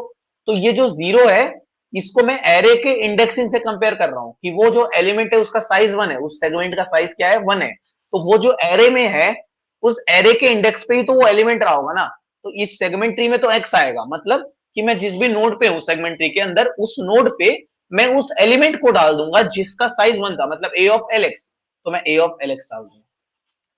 बात आ रही है समझ में। मैं जिस भी नोड पे हूं, अगर मैं उस लीफ नोड पे हूं, अगर मैं लीफ नोड पे हूं, दैट मींस कि जो भी एलिमेंट है उस रेंज में, रेंज मतलब एलएक्स से एलएक्स, तो रेंज ही तो एरे के इंडेक्सिंग भी डिफाइन करेगी। तो ए ऑफ एलएक्स में मैं क्या डाल दूंगा, segment of tree current node में उस एलिमेंट को डाल दूंगा। अगेन मैंने जब लीफ नोड पे का काम कर लिया तो मैं रिटर्न कर दूंगा। और मैंने जैसे बोला कि मुझे एक्स नोड का अगर आंसर चाहिए तो मुझे उसके लेफ्ट और राइट दोनों का आंसर पहले से पता होना चाहिए। तो यार लेफ्ट और राइट तो लास्ट में, एट द लास्ट जो लीफ नोड है उसी का होने वाला है ना। तो हमेशा यार सेगमेंटरी में सबसे पहले जो लीफ नोड्स होते हैं वो फिल होते हैं। तो ये रिकर्सिव फंक्शन तब तक चलेगी ना जब तक मैं लीफ नोड तक ना पहुंच जाऊं। और once the leaf nodes are completely filled, we keep on adding the right child and left child and update our internal nodes. तो मैं यहाँ पे इंटरनल नोड्स को अपडेट करना शुरू करूंगा। ठीक है, तो आपको पता होगी बेस कंडीशन पहले रीच होती है, वहीं पे एक्चुअली में काम हो रहा होता है। ठीक है, तो मैं यहाँ पे इस एलएक्स और आरएक्स, अब मेरे पास नोड है एक्स जिसका रेंज है एलएक्स से आरएक्स, तो मैं इसको दो पार्ट्स में डिवाइड करूंगा। दो पार्ट्स में डिवाइड करने का क्या मतलब है कि मैं मिड निकालूंगा, इन दोनों का मिड निकालूंगा। तो int mid equals to L X plus R X divided by 2। ठीक है, तो डिवाइडेड बाई 2 को मैं ऐसे लेफ्ट शिफ्ट 1 भी लिख सकता हूं, this is comparatively faster operation. तो right shift 1 means divided by 2। So यहाँ पे हम डिवाइड बाई 2, और डिवाइड ऑपरेशन और multiplication operation generally, sorry divide operation और मॉड्यूलो ऑपरेशन जनरली स्लोअर होते हैं, तो हम बिट मैनिपुलेशन यूज कर सकते हैं फॉर डिवाइडिंग बाई 2। अगेन मैंने जब मिड निकाल लिया तो अब मैं क्या करूंगा, दोनों लेफ्ट और राइट चाइल्ड का आंसर निकालूंगा। जब मैं किसी भी नोड पे हूं तो मुझे उसका लेफ्ट और राइट चाइल्ड का आंसर पहले से पता होना चाहिए। तो मैं पहले आंसर निकालूंगा, उसके बाद में उस एक्स नोड को अपडेट करूंगा।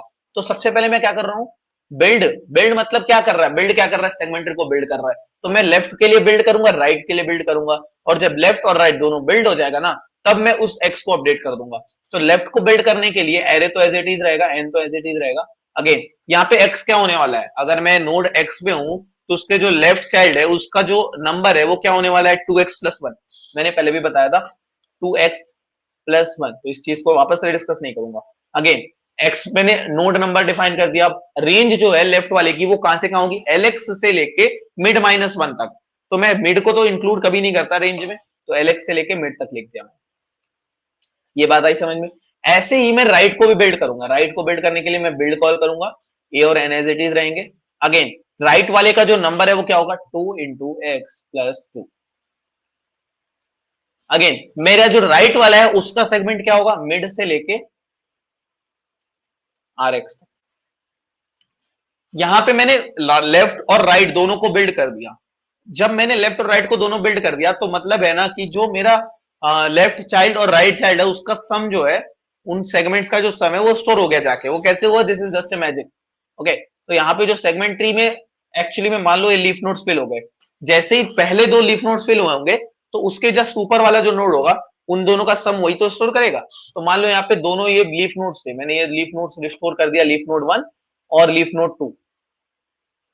तो जब ये दोनों स्टोर हो जाएंगे तो ये कहां पर होंगे, सेगमेंट ट्री ऑफ 2x+1 में और सेगमेंट ट्री ऑफ 2x+2 में, क्योंकि मैं हमेशा x को यूज कर रहा हूं ना, सेगमेंट ट्री की इंडेक्सिंग x से हो रही है। सेगमेंट ट्री की इंडेक्सिंग कहां हो रही है, एक्स से हो रही है, और एरे के इंडेक्सिंग में एलएक्स ले रहा हूं। एलएक्स मतलब कि मैं उस लास्ट रेंज पर हूं, और जब भी एरे का साइज 1 है तभी मैं एलएक्स को एज ए एरे का इंडेक्स यूज कर पा रहा हूं, नहीं तो नहीं कर पाऊंगा। अगेन जब मैंने लेफ्ट और राइट दोनों बिल्ड कर लिया, तो मैं अब एक्चुअली में जो हायर लेवल या इंटरनल नोड्स है उससे बिल्ड करूंगा। तो उसके लिए मुझे कुछ करना नहीं है, मुझे सिर्फ क्या लिखना है, सेगमेंट ट्री ऑफ एक्स। तो ये segment tree of x means इस एक्स पे इस 2x+1 और 2x+2 का सम ही तो होने वाला है, और वो दोनों मैं कर ही चुका हूं ऑलरेडी। तो मैं क्या करूंगा, segment tree of 2x+1 plus segment tree 2x+2। तो यहां पे बस ये हमारा काम हो गया, ठीक है। इसके बाद आई कैन जस्ट रिटर्न, तो ये मेरा बिल्ड कर देगा पूरे सेगमेंट को। मैं वापस से एक बार रिपीट करता हूं, जैसे ही मेरा एरे का साइज, जैसे ही मेरे सेगमेंट का साइज 1 हुआ, तो मतलब मैं लीफ नोड पे हूं, और जैसे ही मैं लीफ नोड पे हूं, तो मैं उस एलिमेंट को एज इट इज डाल सकता हूं सेगमेंट के अंदर। तो जो भी नोड होगा करेंटली वो लीफ नोड ही होगा। ये एक्स जो है ना, किसी भी लीफ नोड का इंडेक्स रहा होगा, और वो जिस सेगमेंट को कॉरेस्पॉन्ड कर रहा है एलएक्स से लेके एलएक्स तक, उस एलिमेंट को मैंने एज इट इज डाल दिया।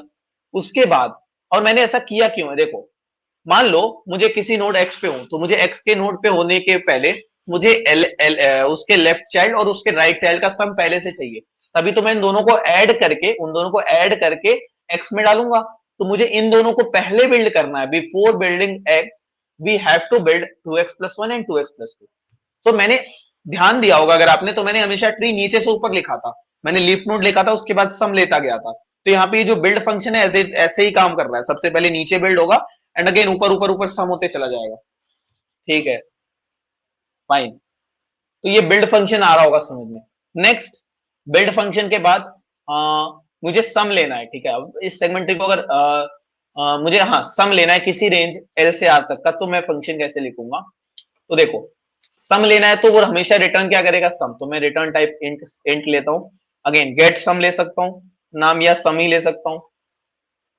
ठीक है, अब इसके पैरामीटर्स क्या क्या होने वाले हैं, देखो। जब मैं सम ले रहा था तो इसके पैरामीटर्स क्या क्या होने वाले हैं, अगर आपको याद हो कंडीशंस जिसकी मैं बात कर रहा था, उस कंडीशंस में मैंने एल और आर लिया था। जो मेरा सेगमेंट, रिक्वायर्ड सेगमेंट का लेंथ है, मतलब रिक्वायर्ड सेगमेंट एल से आर तक का सम जो चाहिए, वो एल और आर में था। और एक्स, एल एक्स और आर एक्स क्या था, करंट नोड और करंट नोड के सेगमेंट। तो यहाँ पे 5 पैरामीटर्स होते हैं, इंट एल और इंट आर। जो एल और आर मुझे बताएगा कि मुझे किस नोड का, मुझे किस सेगमेंट का सम चाहिए।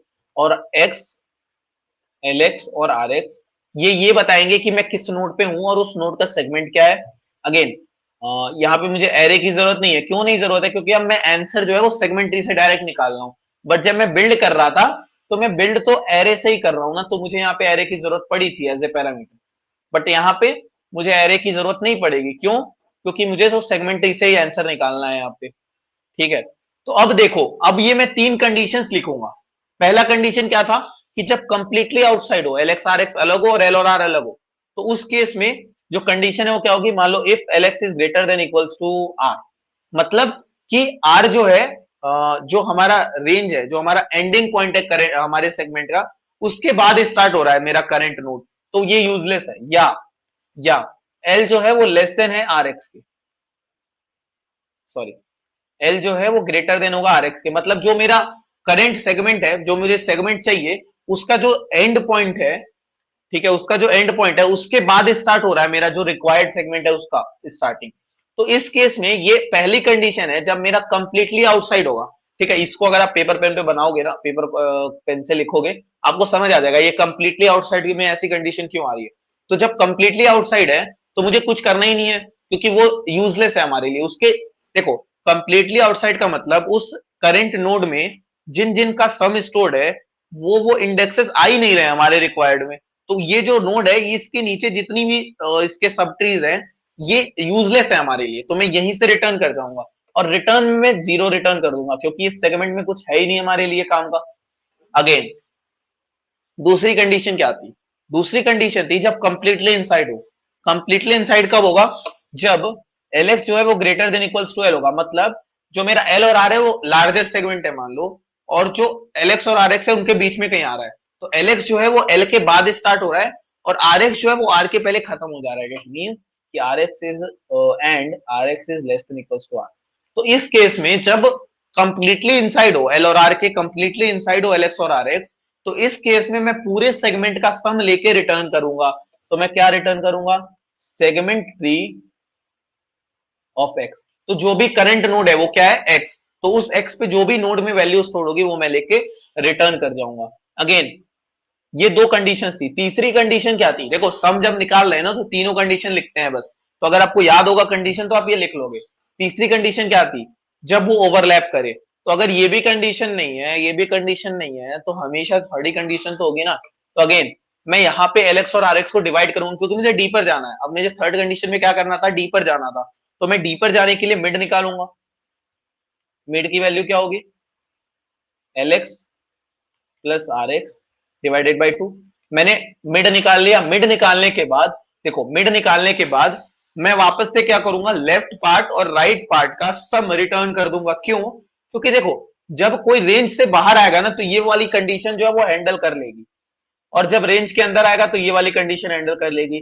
तो मुझे यहां पे चिंता करने की जरूरत नहीं है कि मैं जो रिटर्न कर रहा हूं अब सम वो गलती से गलत रेंज की ना आ जाए। तो यहां पे मैं क्या करूंगा, रिटर्न सम ऑफ। अब मैं वापस रिकर्सिव कॉल करूंगा for my left child and right child. तो लेफ्ट चाइल्ड क्या होता है, एल और आर तो हमेशा सेम ही होगा। एक्स जो होता है वो लेफ्ट चाइल्ड के लिए x into two plus one होगा, या टू एक्स प्लस वन लिख सकता हूं। एंड एल एक्स से लेके मिड तक होगा, प्लस जो सम होगा राइट का, मतलब राइट चाइल्ड का जो पैरामीटर्स होंगे वो एल से आ रही होंगे। Again x into two plus two उसका नंबर होगा जो नोड होगा, और जो उसका सेगमेंट होगा वो क्या होगा, मिड से लेके आर एक्स तक। ओके, सो या so this is all about writing the sum function. तो मैंने सम फंक्शन लिख दिया जो कि हमें सम रिटर्न करके दे देगा। मैंने बिल्ड फंक्शन लिख दिया जो मुझे बिल्ड करके दे देगा। अब मैं इसे टेस्ट कर लेता हूँ, अपडेट वाला भी लिखेंगे, पहले मैं इसे टेस्ट कर लेता हूँ। जैसे मैंने बिल्ड कर लिया, मान लो बिल्ड के लिए मैं बिल्ड फंक्शन कॉल करूंगा। मैं एरे पास करूंगा एज इट इज, एरे का नाम ARR है, उसका साइज n है। अगेन मैं x की जगह क्या पास करूंगा, मैं हमेशा ट्रेवर्सल रूट नोड से स्टार्ट करता हूँ, तो रूट नोड का जो नंबर है वो 0 होगा हमेशा। अगेन LX और RX क्या होगा, उस रूट नोड का रेंज क्या होता है, 0 से लेके n तक। n क्यों लिख रहा हूं, क्योंकि मैं उस रेंज को एक्सक्लूड कर रहा हूं, तब 0 से n तक मतलब है उसका 0 से n-1 तक। मैंने ट्री को बिल्ड कर लिया। जब मैंने ट्री को बिल्ड कर लिया तो मैं सम निकाल सकता हूँ, मैं टेस्ट कर सकता हूँ। मान लो सम मैं निकाल रहा हूँ कहां से कहां तक, सम में मुझे 0 से लेके मान लो n तक का सम चाहिए, मतलब मुझे सारे एलिमेंट्स का सम चाहिए। और x की जगह मैं क्या पास करूंगा, हमेशा सम में भी मैं हमेशा जब ट्रेवर्सल करता हूं तो x, lx और rx की जगह 0 0 और n पास करते हैं, तो यहाँ पे भी 0 0 और n पास करेंगे। तो अभी इसको मल्टीपल रेंजेस के लिए टेस्ट कर लेंगे, तो अभी एक रेंज के लिए चेक कर लेते हैं। तो मान लो हमारे एरे का साइज 5 है और मैंने एलिमेंट्स लिए 1 2 3 4 और 5। तो देख पा रहे होगे आप कि जो सम है मतलब 0 से n तक का मुझे सम चाहिए था, तो 0 से n तक का सम क्या है, पूरे एलिमेंट्स का sum, that is 1 plus 2 plus 3 plus 4 plus 5, ये कितना होता है 15। तो अगर मैं अपने सेगमेंटरी को प्रिंट करना चाहूं, मान लो मैंने अपने सेगमेंटरी को प्रिंट कर दिया, for int i equals to 0 i is less than 2 into n size तक प्रिंट किया मानो, तो आपको ऑब्जर्वेशंस भी दिखा सकता हूं। मेरे सेगमेंटरी बिल्ड जो हो रहा है वो एज इट इज हो रहा है कि नहीं, जो हमने सोचा था, जो हमने इंडेक्सिंग करी थी, अगर आपको याद होगा।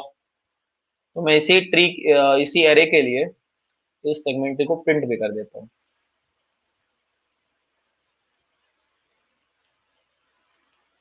देखो यहाँ पे स्लैश इन की जगह स्पेस दे देते हैं ताकि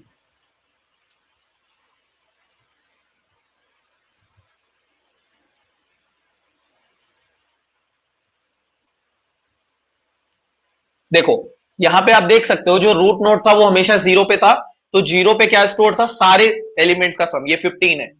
ऐसे ही जो लेफ्ट चाइल्ड था उसमें उस मिड को उस रूट को हाफ हाफ में डिवाइड करा था, तो ये 12 प्लस 3 क्या है 15। ये जो 12 और 3 क्या है, ये 0 इंटू टू प्लस वन और 0 इंटू टू प्लस टू, तो इन दोनों का सम ये 15 है। ठीक है, आपको समझ आ रहा होगा। तो ये ऐसे सेगमेंटरी जो है वो बन रही है। ठीक है, तो यहाँ पे ये ऑड है ना, तो ये और भी आगे तक हमें प्रिंट करना पड़ेगा। अगर हमें देखना है कि ये 1 2 3 4 5 कहां पे है आगे, तो मुझे और आगे तक प्रिंट करना पड़ेगा। मैं और आगे तक अगर प्रिंट करके दिखाऊं, इसीलिए हमेशा साइज 4n लेते हैं क्योंकि 2n में वो कम पड़ जाएगा। देखो यहाँ पे जो ये 1 2 3 4 5 को अगर खोजोगे तो ये देखो 1 2 3 इधर है और 4 5 कहाँ यहाँ है। तो ये आपको समझ आ रहा होगा कि मैं कहना क्या चाह रहा हूं, ठीक है। अब हमने देख लिया कि सेगमेंट ट्री को बिल्ड कैसे करना है और सेगमेंट ट्री का सम कैसे लेना है। अब हम दूसरी चीज क्या डिस्कस करेंगे कि हमें अपडेट कैसे करना है।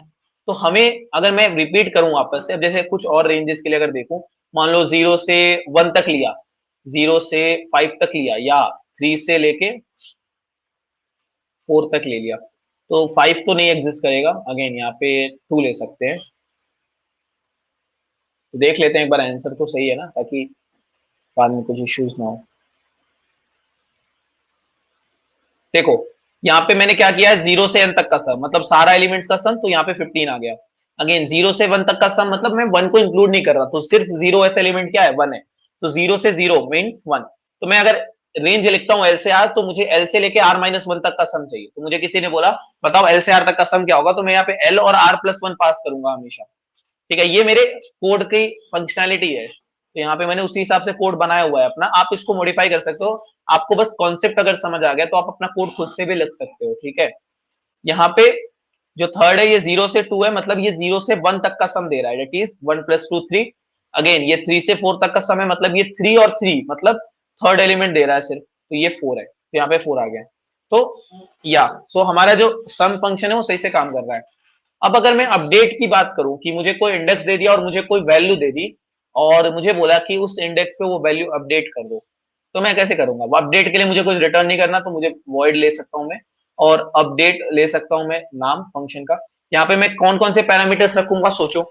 हमारे पास एक इंडेक्स होगा, जिस इंडेक्स पे मुझे एरे को अपडेट करना है। हमारे पास एक वैल्यू होगी, जिस वैल्यू से हमको अपडेट करनी है। यहाँ पे एक इंडेक्स है, एक वैल्यू है, और हमेशा एक्स एल एक्स और आर एक्स तो रहेगा। यहाँ पे एरे भी रहेगा, क्यों रहेगा एरे, क्योंकि मुझे एरे में जब मैं पहुंच जाऊंगा इस इंडेक्स पे, तो मुझे उसको अपडेट करना है। और बिना एरे के भी काम चल जाएगा अगर मैं डायरेक्ट सेगमेंटरी में अपडेट करूं, तो अभी के लिए एरे छोड़ देते हैं। फिर यहाँ पे मैंने इंडेक्स लिया, वैल्यू लिया। अब मुझे एक्स एल एक्स और आर एक्स भी चाहिए, या तो हमेशा होता है यार एक्स एल एक्स और आर एक्स, इसी से तो मैं इटरेट कर रहा हूँ ना। मैं हमेशा जो ट्रैवर्सल कर रहा हूँ ना सेगमेंटरी में, वो कैसे कर रहा हूँ, एक्स एल एक्स और आर एक्स के थ्रू ही कर रहा हूँ।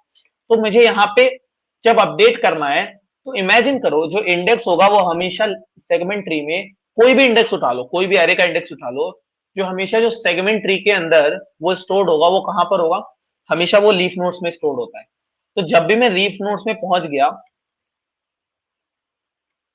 तो ये कंडीशन होती है लीफ नोड की, R X minus L X 1 हो गया, मतलब एक एक एलिमेंट का सेगमेंट है। एल एक्स से आर एक्स तक का मतलब क्या होता है, एल एक्स से लेके आर एक्स माइनस 1 तक का सेगमेंट।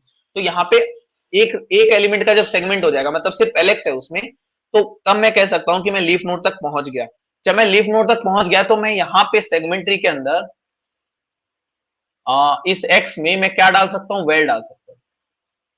तो मैंने क्या कहा कि ये जो करंट नोड है यही मेरा, अब मैं देखो यहाँ पे मैं इस कोड को ऐसे बिल्ड करूंगा कि मैं उस आई की तरफ ही जा रहा हूं, ठीक है। तो अभी ये मत सोचो कि मैं एक्स पे क्यों डाल रहा हूं, अभी आपको समझ आ जाएगा। तो मैं मान लो ये जो लीफ बेस कंडीशन है वो ये बताएगी कि मैं अभी लीफ पे पहुंच गया हूं या नहीं पहुंच गया, वो लीफ इंडेक्स ही होना चाहिए, मतलब वो लीफ आई ही होना चाहिए। तो इस पॉइंट ऑफ टाइम पे मैं बोल सकता हूं कि जो आई और एलेक्स है ना वो हमेशा बराबर होगा। तो यहाँ पे सेगमेंट ऑफ एलेक्स लिखो या एक्स लिखो, बात एक ही है। जब मैंने अपडेट कर दिया, तो यहाँ पे रिटर्न कर दूंगा। जब भी कोई अपडेट ऑपरेशन आएगा ना, तो एक बात सोचना कि हमारा जो अपडेट होगा हमेशा लीफ से स्टार्ट होगा। तो मैं लीफ पे पहुंचा, मैंने उस इंडेक्स पे अपडेट करा, फिर मैंने उसके ऊपर के सारे इंटरनल नोड्स का सम अपडेट कर दिया, और मैं टॉप लेवल पे पहुंच गया, तो मेरा जो सेगमेंट है वो अपडेट हो गया। तो यहाँ पे अपडेट ऑपरेशन में भी लॉग एंड टाइम लग रहा है, जो कि दोनों प्रीफिक्स सम और नॉर्मल एरे जो हम कर रहे थे उससे बेटर है यहाँ पे। तो यहाँ पे मैंने अपडेट कर दिया लीफ नोड को। लीफ नोड पे अब मुझे उस आई पे पहुंचने के लिए मुझे क्या क्या चीजें करनी पड़ी। तो मैंने जब यहाँ पे मिड निकाला ना,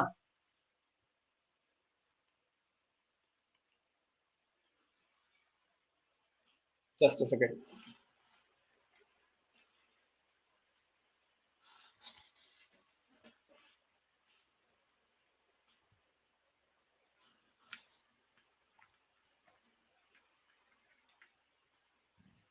देखो यहाँ पे जब मैंने मिड निकाला, तो हमारा जो करंट नोड है एक्स, वो दो पार्ट में ब्रेक हो गया, एल एक्स से मिड और मिड से आर एक्स। तो मुझे अब पता करना है कि जो हमारा आई है ना वो इस रेंज में है या इस रेंज में है। तो उसी उसी सब ट्री में मैं जाऊंगा आगे। क्योंकि आई जो है वो एक नोड होगा, वो किसी एक ही लेफ्ट या राइट किसी एक ही सब ट्री में होने वाला है। तो मैं यहाँ चेक कर लूंगा कि जो मिड है ये क्या इंडेक्स है, तो मैं चेक कर लूंगा अगर आई जो है वो मिड से कम है, मतलब आई जो है वो मिड से कम है, मतलब जो हमारा लेफ्ट सब ट्री था उसकी रेंज क्या थी, एलएक्स से मिड -1 तक। तो एलएक्स से मिड -1 तक के बीच में आई है, तो मतलब इस रेंज में आई है, तो मतलब ये लेफ्ट सब ट्री में लीफ में आने वाला है ये। तो मैं लेफ्ट सब ट्री के लिए रिकर्जन करूंगा, तो अपडेट कर दूंगा आई कॉमा वेर कॉमा एक्स का जो लेफ्ट सब ट्री है उसका नंबर क्या होने वाला है, एक्स इंटू 2+1 और एलएक्स से मिड। एल्स अगर आई मिड से बड़ा या बराबर है तो मैं कह सकता हूं कि जो हमारा आई है वो राइट के लीफ में आने वाला है, तो यहां पे मैं राइट के लिए कॉल कर दूंगा अपडेट। देखो जरूरत नहीं है इसकी, मैं एक बात बताऊं, जरूरत नहीं है इसकी, अगर मैं यहाँ पे कंडीशन लिख दूं कि अगर वो आई जो है उस रेंज में ना आए तो रिटर्न हो जाए, तो इसकी जरूरत नहीं है। लेकिन हम अपने कोड को और ऑप्टिमाइज करने के लिए मैं उधर ही जा रहा हूं ना जिधर मेरा आई मिलेगा, जिधर आई नहीं मिलेगा उधर जाने की जरूरत ही क्या है। तो यहाँ पे क्या करूंगा, आई वेल एक्स इंटू 2+2 और जो मेरा रेंज है वो क्या होगा, मिड से लेके आर एक्स। अब इमेजिन करो मैं लीफ तक पहुंच गया था, मैंने लीफ को अपडेट कर दिया, क्या लीफ को अपडेट ही करना काफी है, नहीं काफी नहीं है, क्यों, क्योंकि लीफ को अपडेट करते ही पूरा सेगमेंट ट्री अपडेट होने वाला है। तो जब लीफ अपडेट हुआ तो सेगमेंट ट्री के कुछ नोड्स भी चेंज होंगे, ठीक है, तो वो कुछ नोड्स को चेंज करने के लिए मैंने यहाँ पे एक लाइन लिख दी, segment tree of X equals to segment tree of x into 2+1 plus segment tree of x into, बस तो यहाँ पे मैं रिटर्न कर सकता हूँ। तो इससे क्या हुआ कि जो भी मेरा लीफ नोड चेंज हो रहा है, मतलब मैं किसी x पे हूं तो मेरा x के नीचे लेफ्ट में चेंज होगा या राइट में चेंज होगा मुझे मतलब नहीं है, वो इस पर डिपेंड करेगा कि लेफ्ट में चेंज हुआ या राइट में चेंज हुआ। तो लेफ्ट या राइट किसी एक में चेंज हुआ तो ये x भी तो चेंज होगा, तो उस x के लिए मैंने मान लो लेफ्ट में चेंज हुआ होगा तो ये चेंज हो जाएगा ऑटोमेटिक, क्योंकि ये रिकर्जन कॉल होगी तो यहाँ पे ये जाके चेंज होगा एट द एंड, तो ये चेंज हो जाएगा, तो ये चेंज होकर अब कुछ और हो गया है तो ये भी चेंज हो जाएगा। तो ऐसे ही करते करते सारे रेंजेस जो हैं सारे लेवल्स हैं वो अपडेट हो जाने वाले हैं।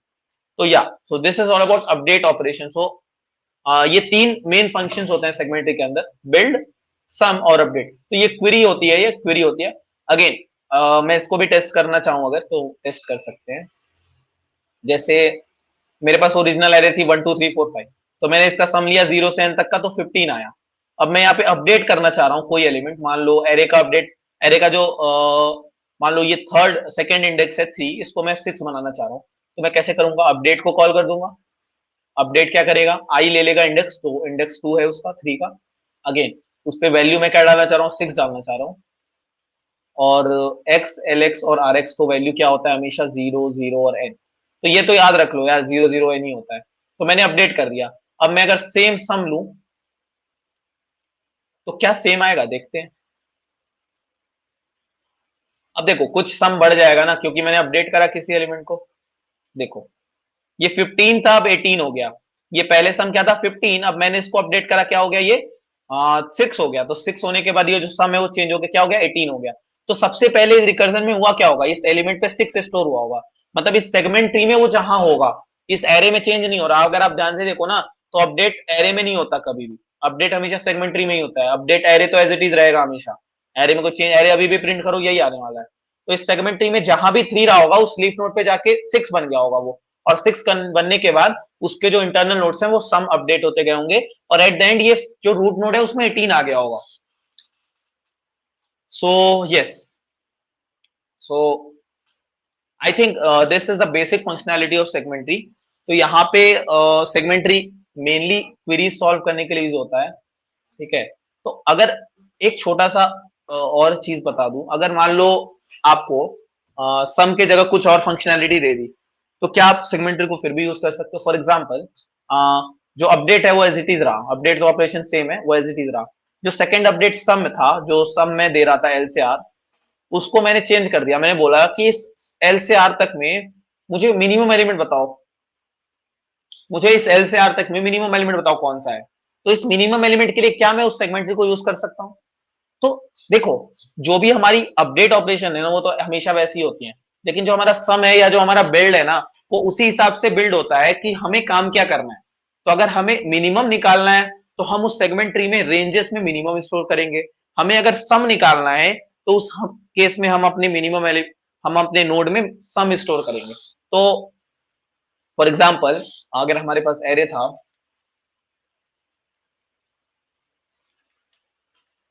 3 1 2 5 6 8 3 और 2, ये हमारा ये एरे है, ठीक है।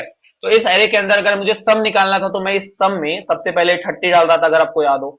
यहाँ पे ये अगर मैं बिल्ड करूं नीचे से ऐसे ही देखो रिकर्जन में ना ऐसे ही बिल्ड होता है, इसीलिए मैं नीचे से पढ़ा रहा था। यहाँ पे 2 5 6 8 3 1 2 5 6 8, अभी के लिए इतना ही ले लेते हैं, ठीक है। तो इन दोनों का जो सम लिया वो क्या आया 4, इन दोनों का जो सम आया वो कितना है 7, इन दोनों का जो सम आया वो कितना है 8 और 6 14, इन दोनों का जो सम आया वो कितना आया 7 + 4 11, इन दोनों का जो सम आया कितना आया, कुछ भी आया होगा, ठीक है।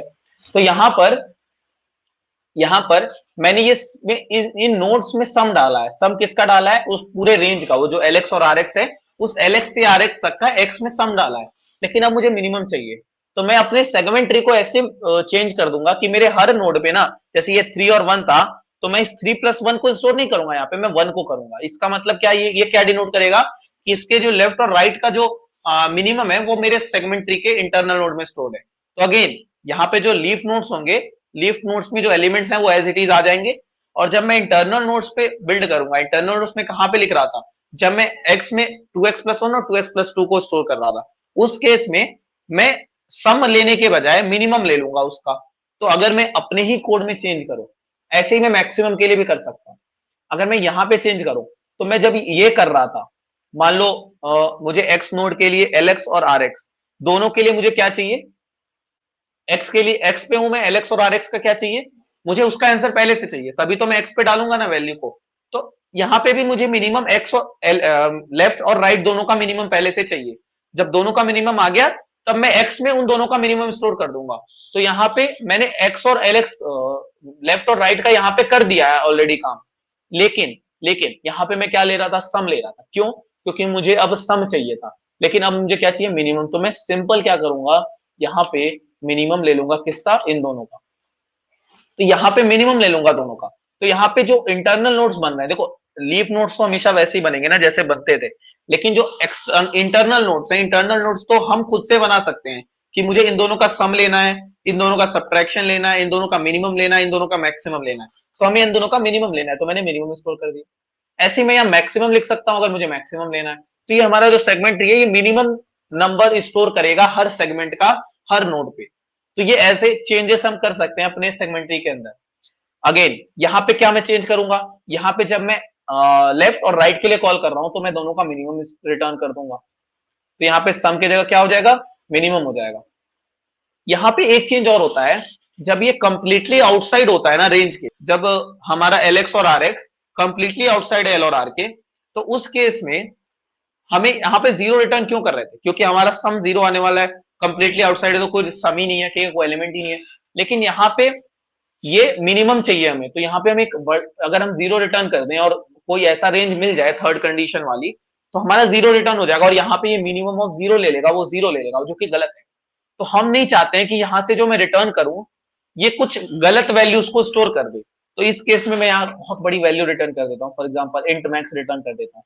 तो इससे क्या होता है कि ये जो बहुत बड़ी वैल्यू रिटर्न हो रही है, ये बता रहा है कि इस रेंज में मिनिमम तो नहीं मिलने वाला है, क्योंकि ये कंप्लीटली आउटसाइड है। तो ये इंट मैक्स का जब मिनिमम हम किसी के साथ लेते हैं, मान लो ये range minimum int max return कर दिया इसने, तो जब ये इंट मैक्स आएगा ना, तो ये इंट मैक्स के साथ जब भी मैं किसी का भी मिनिमम करूंगा, तो वो मिनिमम ही आंसर आने वाला है, क्योंकि इंट मैक्स से बड़ा तो कुछ होता ही नहीं है। तो ऐसे ही मैं यहाँ पे इंट मैक्स की जगह कुछ भी बड़ा वैल्यू लिख सकता हूँ, 1e8 लिख सकता हूँ, 10⁸ को 1e8 कहते हैं। तो यहाँ पे ये चेंज होगा। अगेन अपडेट में क्या चेंज होगा, अपडेट में कुछ भी चेंज नहीं होगा, बस यहाँ पे मैं क्या लिखूंगा, मिनिमम ऑफ 4। तो यहाँ पे मैं मिनिमम लिख दूंगा, ठीक है। तो ये हमारा जो कोड है, जो मैंने पहले लिखा था एक एक करके समझा के, वो मैंने मिनिमम में कन्वर्ट कर दिया, and that's it, this is my code for minimum in A segment. Again मैंने बोल दिया कि मुझे मैक्सिमम बताओ सेगमेंट में, तो मैं कहां कहां चेंजेस करूंगा, बहुत ही समझ में आ रहा होगा। यहाँ पे मैक्स कर दूंगा, ठीक है, ये हमारा बिल्ड में बस इतना ही चेंज होता है, यहाँ मैक्स कर दूंगा। तो ये x ना जब 2x + 1 और 2x + 2 से मर्ज होता है ना, इसको मर्जिंग कहते हैं, कि हमारा लेफ्ट और राइट साइड मर्ज होके एक्स में स्टोर हो रहा है। तो जब हम मर्ज करते हैं तो हमारे ऊपर डिपेंड करता है कि हम नोड्स को स्टोर कैसे करना चाह रहे हैं। तो यहाँ पे हम मिनिमम ले रहे थे, अब यहाँ पे हम मैक्सिमम लिख दें अगर, तो मैक्सिमम ले लेगा दोनों का, और ऐसे करते करते जो रूट नोड होगा उसमें पूरे ट्री का मैक्सिमम चला जाएगा। तो रिकर्जन अगर थोड़ा विजुलाइज कर पाओ और ट्री को विजुलाइज कर पाओ जो मैंने बताया, तो चीजें बहुत ही ज्यादा क्लियर होने वाली है। यहाँ पे अगेन मैंने बोला यहाँ पे सब में क्या चेंज होगा, यहाँ पे मैंने मैक्सिमम कर दिया, मैक्स लिख दिया। लेकिन लेकिन जब कंप्लीटली आउटसाइड है तो अब मैं क्या चाहता हूं कि मेरा ये इफेक्ट ना डाले, तो मैं मैक्सिमम किसके साथ लूंगा ताकि चेंज ना आए, तो मैं यहाँ पे बहुत मिनिमम वैल्यू रिटर्न कर दूंगा, तो -128 कर दूंगा 128 की जगह। तो इतने से चेंजेस होते हैं। अपडेट में मैं क्या करूंगा, या मैक्सिमम कर दूंगा। तो हमने क्या क्या डिस्कस कर लिया है आज, अगर एक शॉर्ट समरी की बात करूं, हमने देखा कि जो सेगमेंट ट्री है that is not a tree, that is just in visualization of a tree and it is stored in the form of array। पहला चीज देखा। दूसरा चीज कि हमने अगर किसी खूब सारे क्वेरीज दिए हुए हैं, फर्स्ट हमने 3 क्वेश्चंस डिस्कस कर लिए हैं आज, और तीनों का कोड ऑलमोस्ट सिमिलर है, कुछ चेंजेस करने हैं, वो थोड़ा सा दिमाग लगाना है, कॉमन सेंस है। पहला क्या किया था, सम इन ए रेंज, और अपडेट भी कर रहे हैं प्लस अपडेट। दूसरा हमने क्या डिस्कस करा था, मिनिमम इन ए रेंज, तो हमने थोड़ा सा चेंज ही करा है बस, और कुछ नहीं किया, प्लस अपडेट। तीसरा हमने क्या करा, maximum in A range plus update, तो यहाँ पे हमने मैक्सिमम निकाल के अपडेट करा। तो ये हमने 3 फंक्शनैलिटीज देखे सेगमेंटरी के। अब बताओ क्या ये 3 ही फंक्शनैलिटीज है क्या, और क्या कोई यूज नहीं है क्या सेगमेंटरी का? बहुत सारे यूजेस हैं। अगर आपको बोल दिया जाए एक रेंज दिया हुआ है एल से आर, और आपको बताना है, यहाँ पे तो मैंने बोला इस रेंज का मिनिमम बताओ क्या है। अगर आपको बोला इस एल से आर तक में ये मिनिमम एलिमेंट कितनी बार आ रहा है, मतलब कि count of this minimum element in this range, इस एल से आर तक में जो मिनिमम एलिमेंट है वो तो है ही, कुछ भी होगा वो, उसका काउंट क्या है ये बताओ। ठीक है, या बोल दिया इस रेंज में जो मैक्सिमम एलिमेंट है उसका काउंट कितना है, तो या हमें बोल दिया कि इन्वर्जन निकालने हैं एरे में। तो इस सेगमेंट ट्री के इनफाइनाइट यूजेस होते हैं। तो हमें अगर आइडेंटिफाई करना है कि क्या हमारा सेगमेंट ट्री लगेगा, तो जब भी हमें क्वेरी ऑप्टिमाइजेशन की बात करते हैं ना, जब भी हमें क्वेरी ऑप्टिमाइजेशन की बात कर रहे हैं, जहां पे हम क्वेरीज को सॉल्व कर रहे हैं, बहुत सारे क्वेरीज हैं उनको सॉल्व कर रहे हैं, उन्हें बहुत कम टाइम में करना है, हर क्वेरी को बहुत कम टाइम में करना है, उस केस में हम हमेशा सेगमेंट ट्री को अप्रोच कर सकते हैं। और हमें अगर चीजें समझ आ रही हो कि मैं कैसे लेफ्ट और राइट चाइल्ड को मर्ज करके एक नया नोड बनाऊंगा, कैसे हमारा रूट नोड में क्या स्टोर होगा, हमारे लीफ नोड में क्या स्टोर होगा, हम इंटरनल नोड्स को कैसे बनाएंगे, वहां पे हम सेगमेंटरी को यूज कर सकते हैं। तो जहां पे भी अपडेट प्लस एक्सेस ऑपरेशन आती है ना, so there we use segment tree. So या, so I think we should end now. So thank you for having me. So आशा करता हूं कि आपको चीजें समझ आई होंगी। So okay, so I would like to call the host.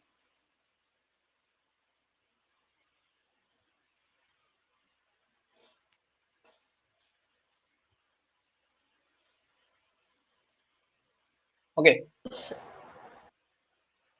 Uh, am I audible? Yeah, yeah. Yeah. Hope you all liked the session and got something new things. I would like to thank Umang sir for this giving this amazing session. Now segmentary is very easier now. Thank you so much, sir, for this amazing session. You're welcome. Okay. Now it's time for result of yesterday's quiz. The winner of yesterday's quiz is Arpan Shaha from Techno International New Town, Kolkata. Congratulations to you. You will get the T-shirt from Prep Bites. And now the link of today's quiz is given in description, and also there is problems, practice problems. You can check it and go for it. See you all at our next session. Till then, goodbye. Stay tuned with us for more updates. Thank you.